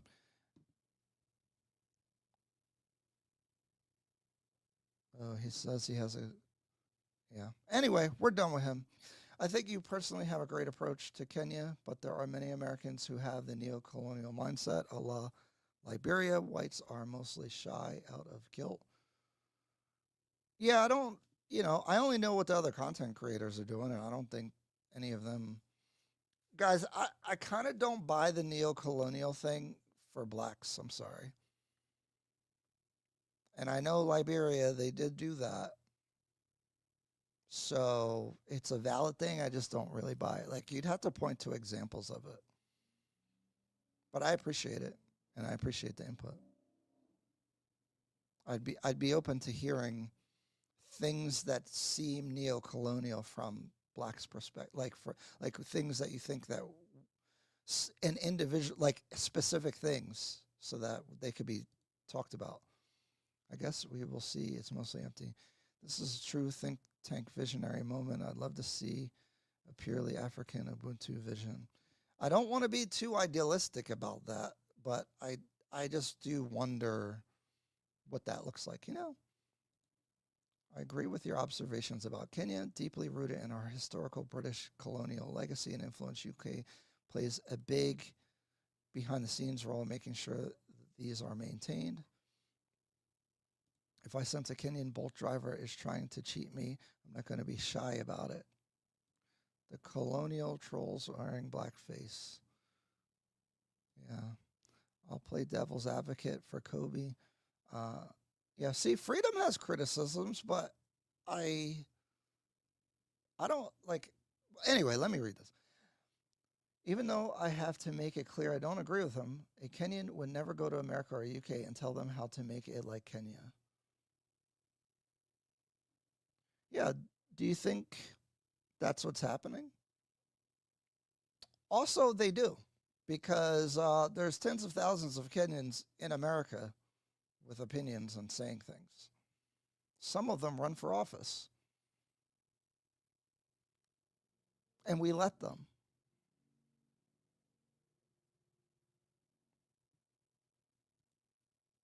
Your tax dollars? Yeah. My country sends Kenya $900 million a year. Your tax dollars, money props up the same people who sell our future. Well, get rid of them. You know what I mean? It's not like if we send the money and then, you know, the leadership there doesn't use it right, whose fault is that? And I hope that they do, you know, like, oh, I love Vusi. Are just two examples of very, very rich black investors who are widely regarded. Yeah, oh my goodness, Vusi is amazing. I love his attitude because, again, it's practical. It's about actually like getting things done. So it always is grounded in a practical thing. Although, see, this is like the radicals have these big ideas, but they can't, it's like it can't be done. I personally don't think anyone wants to make Kenya more American. We're leaving America. What do you think? Like, obviously, right? I personally don't think anyone wants to make Kenya more American or more UK. I believe Kenyans themselves desire better road, sidewalk, drainage system, or quality. That's what I'm saying. Like, what do you mean when you're saying we're saying that it should be like America? Because I think I'm literally saying the opposite is like, don't go down that road of trying to make Kenya like America. That was the whole talk that we just had, right? No. Like, where's the disconnect? Like, am I speaking English? Am I not being clear? What? And what I realize is a lot of these guys are addressing not me. Like, why are you even here if you're not listening to what I'm saying and then complaining? But I do think the type of conversations that are had on this channel are not for everybody, because you kind of have to be smart, because that whole thing that we're talking about is complicated. And if you can't understand the complexity, it could sound like something else. And I'm very careful about the words that I choose to use when I'm talking about these things, to be very clear about what I mean.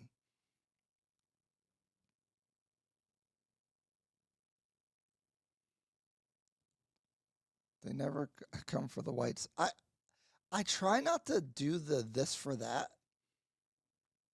but I observe that, but I won't weaponize it against the whole country to say, oh, y'all let the whites do anything and y'all talking junk to us.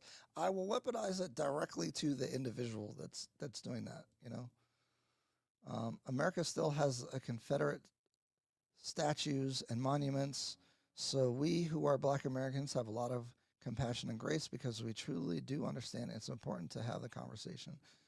There are. It's a complicated thing, man, the Confederate statues. Honestly, I think.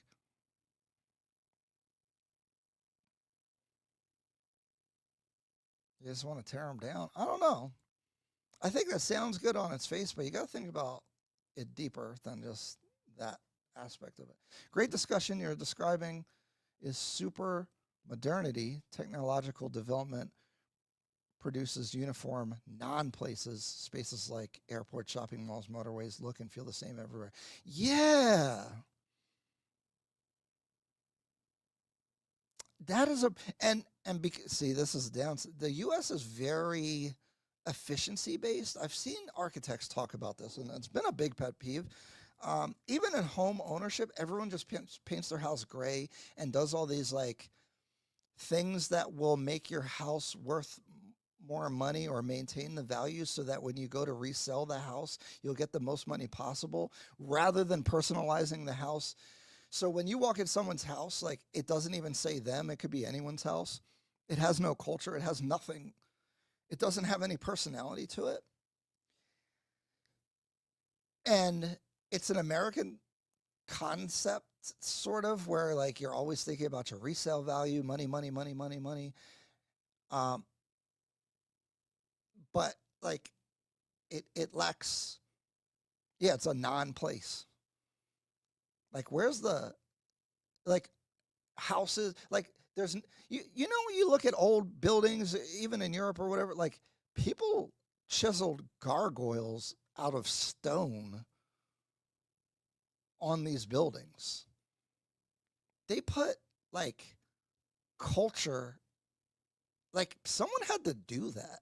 Like the Sistine Chapel, all these things, people had to spend a lot of time just to make something beautiful, and there's not a quantifiable benefit to the symbols that we create in architecture and design and make things beautiful and meaningful. And we don't do that. It's just a non-place. Luxury, you know, technology. Oh, well, you know, this, you know, whatever. Everything's all efficient, but it has no meaningfulness to it other than get from here to there or do whatever the purpose of that thing is. And I get it, because this is the problem with over businessizing everything. I just made up a word. I guess you could use capitalism for it, but I hate when people use that word and in this negative type of thing. But it's like none of the cultural or like beautification really fits on a return on investment projection, pro forma, and therefore it doesn't get done.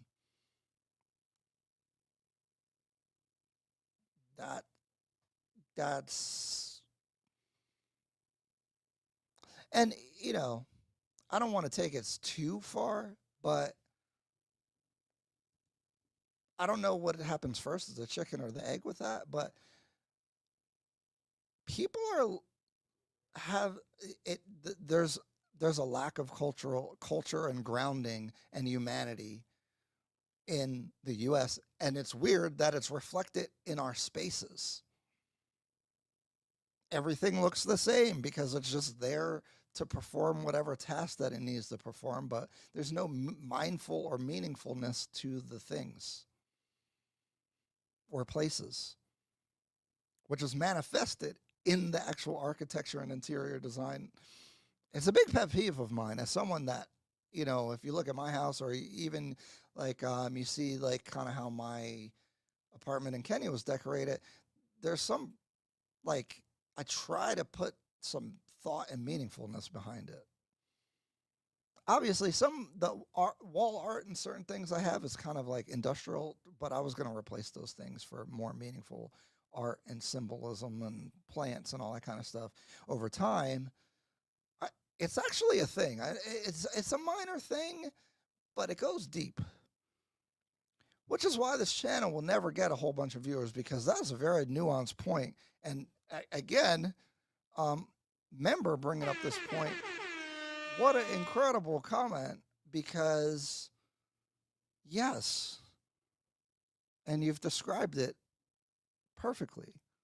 And this is a complex, like dummies aren't gonna go for this. Like you gotta, and even I'm going on a tangent here.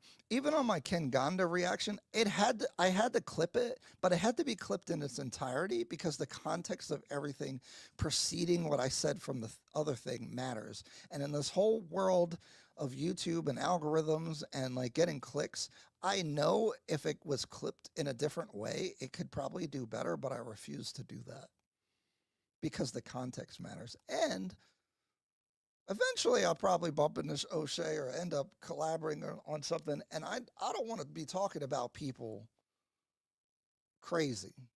And so the context matters. But kind of feeding into what you're saying, we're seeing it even online, right? Because like Instagram, like there's certain things you could do with content to make it so efficient that it gets in the algorithm and gets millions of views. But like, what is that doing to people? Because you're like, now there's no context. Now it's just something that people watch. You know what I'm saying? Like, the world is going in this direction of emptiness.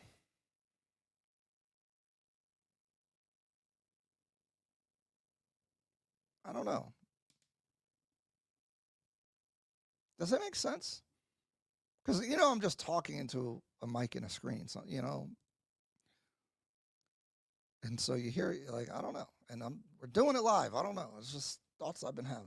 Local culture survives more in everyday life than in the built form. Yeah, true. But our spaces reflect what's important to us and what we do. So, like, I don't know. And I don't know what I'm talking about because I don't know a lot about Japan, like modern Japan, but like, I don't know, taking their shoes off or how they eat, like, I don't know. I shouldn't even say because I don't know what I'm talking about. But you've seen traditional old school Japanese houses. People are sitting on the floor because it's super clean because that's part of the culture. And so that's reflected in things that they do and their spaces that they create, if that all makes sense. Right? Like everything is a manifestation of your culture and who you are and what you're trying to do. And it's reflected in not just what you're doing, but the things that you put out into the world and create. Going deep. An example is when I see people frame buying or paying for services in Kenya as grand philanthropists, while it would be a normal day out if they did. Oh, okay. Like you're doing social good. Hmm. Hmm. Hmm.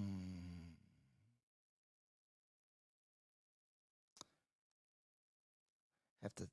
That's one to sleep on because I could be guilty of that at times, where it's like, dang, I'm bringing money to the country. Wow, congratulations! I see. I feel you on that. I like this right here. I'm not American. What you are feeling is what a certain group in Kenya feels, despite contributing and owning a third of the country. They're still not fully accepted. Wait, what do you mean? I didn't catch the meaning.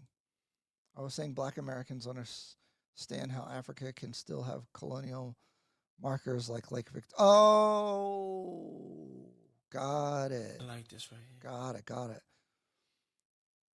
We still, yeah, okay. You're clear, Ryan. There's just some black people that you see other black people winning, but they're never come for the whites. But black people run the country in Africa, supposedly not in America. Yeah, I always wonder that, like when you look at countries or anything, like how much responsibility do people have towards their government and their government's actions, right? Like, I don't want to go into a whole big thing about Israel and Palestine, but how responsible am I as an individual that my tax money goes to Israel, which goes to blowing people up and stuff? And I know, like, I'm not trying to get into that whole thing, but the concept, like, okay, so, because one could say, well, you are indirectly contributing to what your country is doing in said place, and I don't like that. I want you to stop. So if they see an American, they may want to do bad things to them because your country's doing a bad thing. And while it kind of sucks, I also think we do have a responsibility for what our government's doing, and you can't just act like it's not me, bro. Kind of is. Just like $900 million from the U.S. goes to Kenya. So take it easy with the smoke. I know you didn't ask for it, and I know you're saying it's getting corrupted, but when you're like, go away, I don't know. It's Just a thought.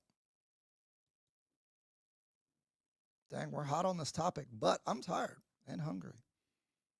And it's been I was just going to do 2 hours. I appreciate the super chats, even the ones from haters. That was cool, $20. We didn't hit our goal, so when I'm ready to make the announcement and do the official rollout, we'll do that. Maybe we'll have another goal next time. Big announcement coming up. I think it'll be a really good thing for people. It solves a lot of problems, which is always what a good business does. Almost all landmarks were renamed after independence. Lake Victoria is just a matter of complexity. Yeah, it is in the middle of everything, right? Thank you. I appreciate that. I like this right We here. had some tomato throwers here today. But I still wonder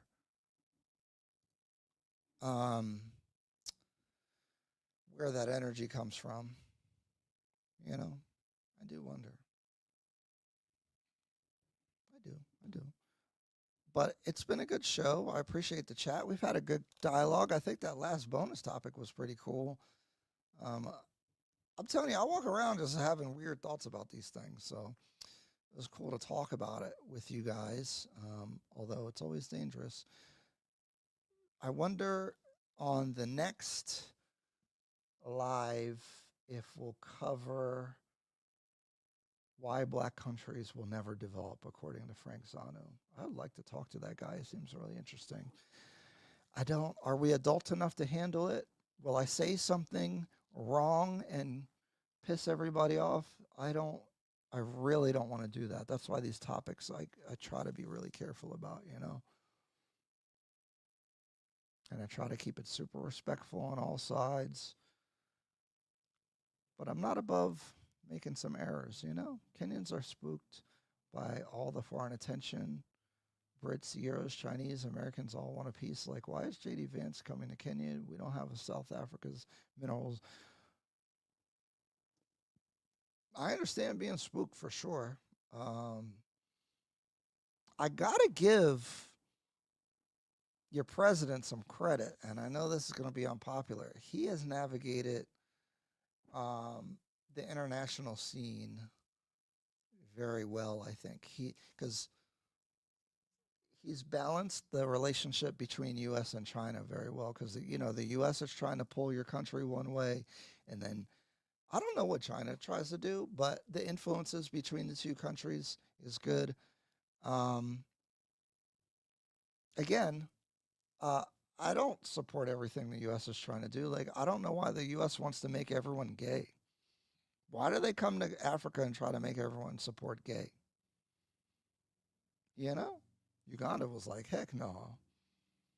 And it's fine if you're gay or not. That's not my whole point. It's just like, why is this a thing for us? Why are you tying aid to that? Like, it don't make no sense. I hate that, to be honest. But this goes to okay, but my country is doing that. And I get where the being spooked comes from. I think they look at Kenya kind of like, I don't know, Kenya's working on being the leader in sub-Saharan Africa. And this is where strong leadership on Kenya's part comes into play, where they,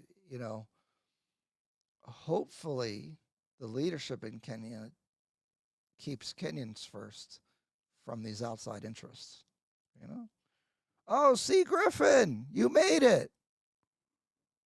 Hold on. Oh, that's amazing. You got to tell us how it is. And okay, hold on. Let me read the comment. I'm in Kenya and I fell in love. I finally understand why you love it so much. I went to a Kikuyu village today. The entire backyard was a tea farm that was massive with views of Nairobi. Yeah. Yeah, you see, it's hard to describe. I can't describe I can't describe the feeling, why it's so great sometimes, you know? It's a vibe. But what does that mean? Wow, I hope you're going to have a great time. How long are you there for? I forget what you were saying about your stay. That is so good. If you need anything, let me know. It's good you're getting, like, some people just be staying in the city, so that's cool. That sounds like you were in Kiambu County. But very cool. I hope you have a great time. Did you make a video of your visit to Mombasa? Not seeing it was waiting. I made some footage. I didn't do any real estate stuff out there when I first went. I have a bunch of footage. I probably should do something with it. But no, I haven't made any real estate content on Mombasa, and no content on Mombasa actually. But I do have footage from something. When a white person visits and invests, welcome. They're helping develop the country. When a black person invests, neo-colonialist. They don't want to see a darker skin. I really hate like saying that, but that is an ideology that I do suspect exists across the continent, where whites are looked at favorable. And I think us black Americans, because we look the way that we do, get more negativity easier. There's a white is right attitude, unfortunately. A lot of Kenyans disagree with this, but in my observation, and I didn't want to bring this up, but that Dutch guy beating Kenyan women and doing all that, and then the police just standing there while he's like touching them and stuff. I don't think they would have let a Kenyan act like that. And I'm not trying to be overly critical, but I mean, it's what the heck? I flew in Monday and leaving on Monday night. Dang, only a week. That's tough.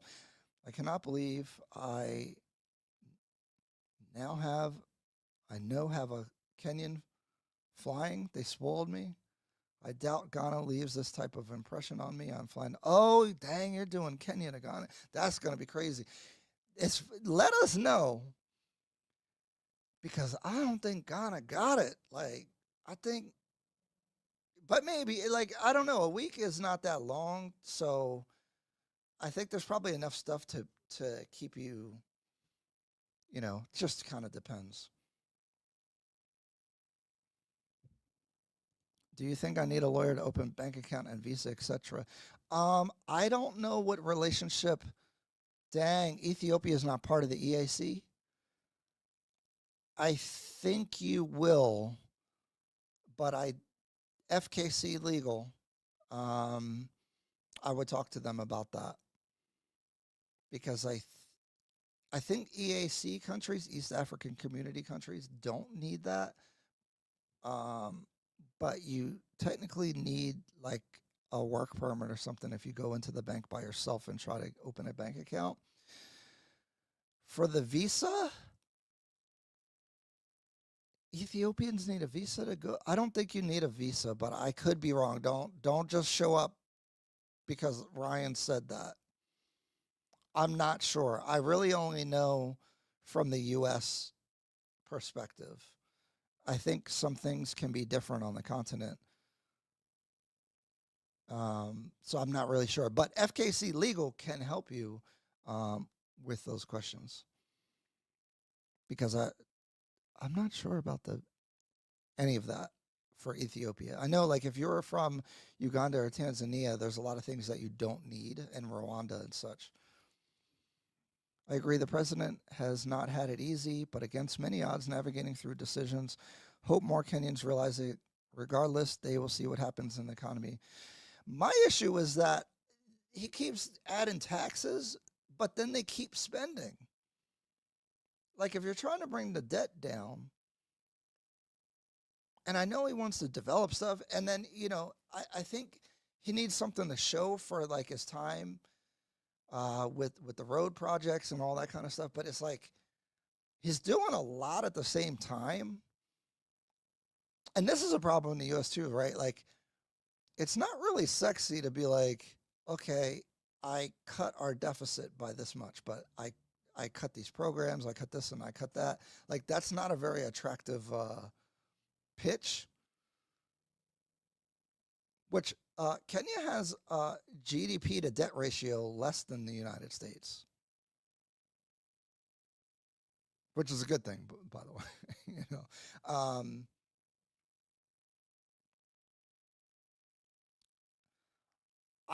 I imagine Kenyans being spooked about these international players, big countries playing a role. I would be too, and it's a lot of pressure, and you could really mess it up really easily in the leadership of Kenya trying to navigate these superpowers, both trying to influence the country. Although, what are the Chinese really trying to influence? I feel like they just do business. I don't know. Maybe they have an ulterior motive. It's the U.S. that has all these weird motives for these countries. Like, what? Like, it's weird. Oh, you're a British citizen. So then, yes, you will need legal to open a bank. You'll need, honestly, they'll open the account for you because you won't be able to do it on your own. Plus, I mean, you might, if you need to open a bank account, if you're looking to do that, then you might as well just talk to them about everything.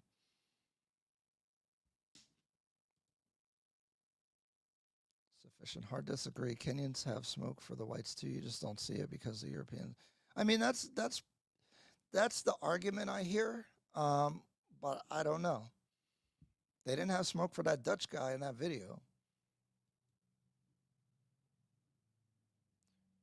Would be cool for you to do a detailed comparison. Yeah, definitely. William Ruto is so gone next election, and it will be good riddance. And I don't, guys, I'm not trying to get into the politics that much. I'm just like my observations about like things that were done. I'm not trying to say like to vote for the guy or don't or whatever. You know, I'm not saying that.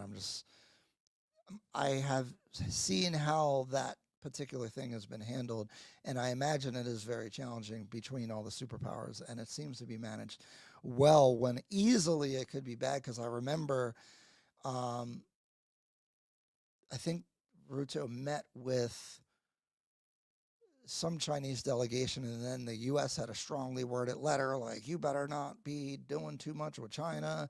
And that, but it seems like he's in the middle. Like, you kind of want the U.S. a little upset with you, but not overly upset, because then it could cause problems. That's kind of my perspective on it, you know. Yeah, it's real weird. Like, they want to make your kids gay for some reason. Like, why? Why are they doing that? Like, why is that a national operative policy for the U.S.? Like, I don't get it. It's really weird. And that's why China is winning in Africa, because I don't think they come with all these. I don't really know what China does, to be honest. I don't know what their deal but they seem less trying to like socially engineer other people's countries. I don't think they really care what you're doing as like with stuff like that. The Dutch guy got smoke from Kenyans. Yeah, online. I did see a few videos. They made the same points you did, Ryan. If he had, yeah, I have seen it online, but like, why did that happen? And you know, when you look at one, you can't draw too much from one thing that happens. Yeah, so FKC legal stuff is in the description of this video, their email, their WhatsApp number. If you talk to them, they'll get you straight, and like it's good to do, especially if you're coming to do business, especially if you're on a limited amount of time. Definitely cut through a lot of trying to figure out a whole bunch of stuff, and everyone's telling you different answers. No problem. But if you have issues, let me know. Reach out. I can, you know, help facilitate so you have a little bit of an easier time or understanding about how to move, at least from my point of view. All right, guys. It's been real. It's been fun. Oh, I lost 12 pounds since I've been back this month.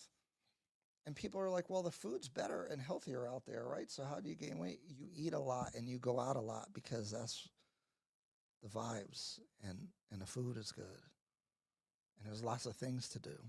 And it's more affordable. I like spending money when I'm in Kenya. You can't get no money out of me out of the U.S. because I ain't coming. It's not going to be that good, and it's going to cost so much. I'm going to be mad when I leave. It's not that I don't like to do things. It's that it's not worth how much they want you to pay for it. Nope. Nope. Have a phone call appointment with them tomorrow morning already? Goodness gracious. I bet you message somebody else, they take 3 days to answer. That's why they're my guys. Look at that. Crazy. Okay. Already got the appointment. That's what's up. And please use me as a resource. Check back. If you have it, whatever your experience is, what's always helped me is asking a couple people like, yo, they said this. Is that right? And then you can make a better decision. Good stuff, Ryan. That first month flew by. I know 2 more months I'll be back. And I'm probably doing 6 months. I may go to Ethiopia. The thing about going to Ethiopia is you need to know somebody because it is more closed. But again, they weren't colonized. They did their own thing, and probably part of that culture, plus the mountains and stuff, made it hard to conquer. Oh, my video's gone. Hold on. I'll be right back. 1 second.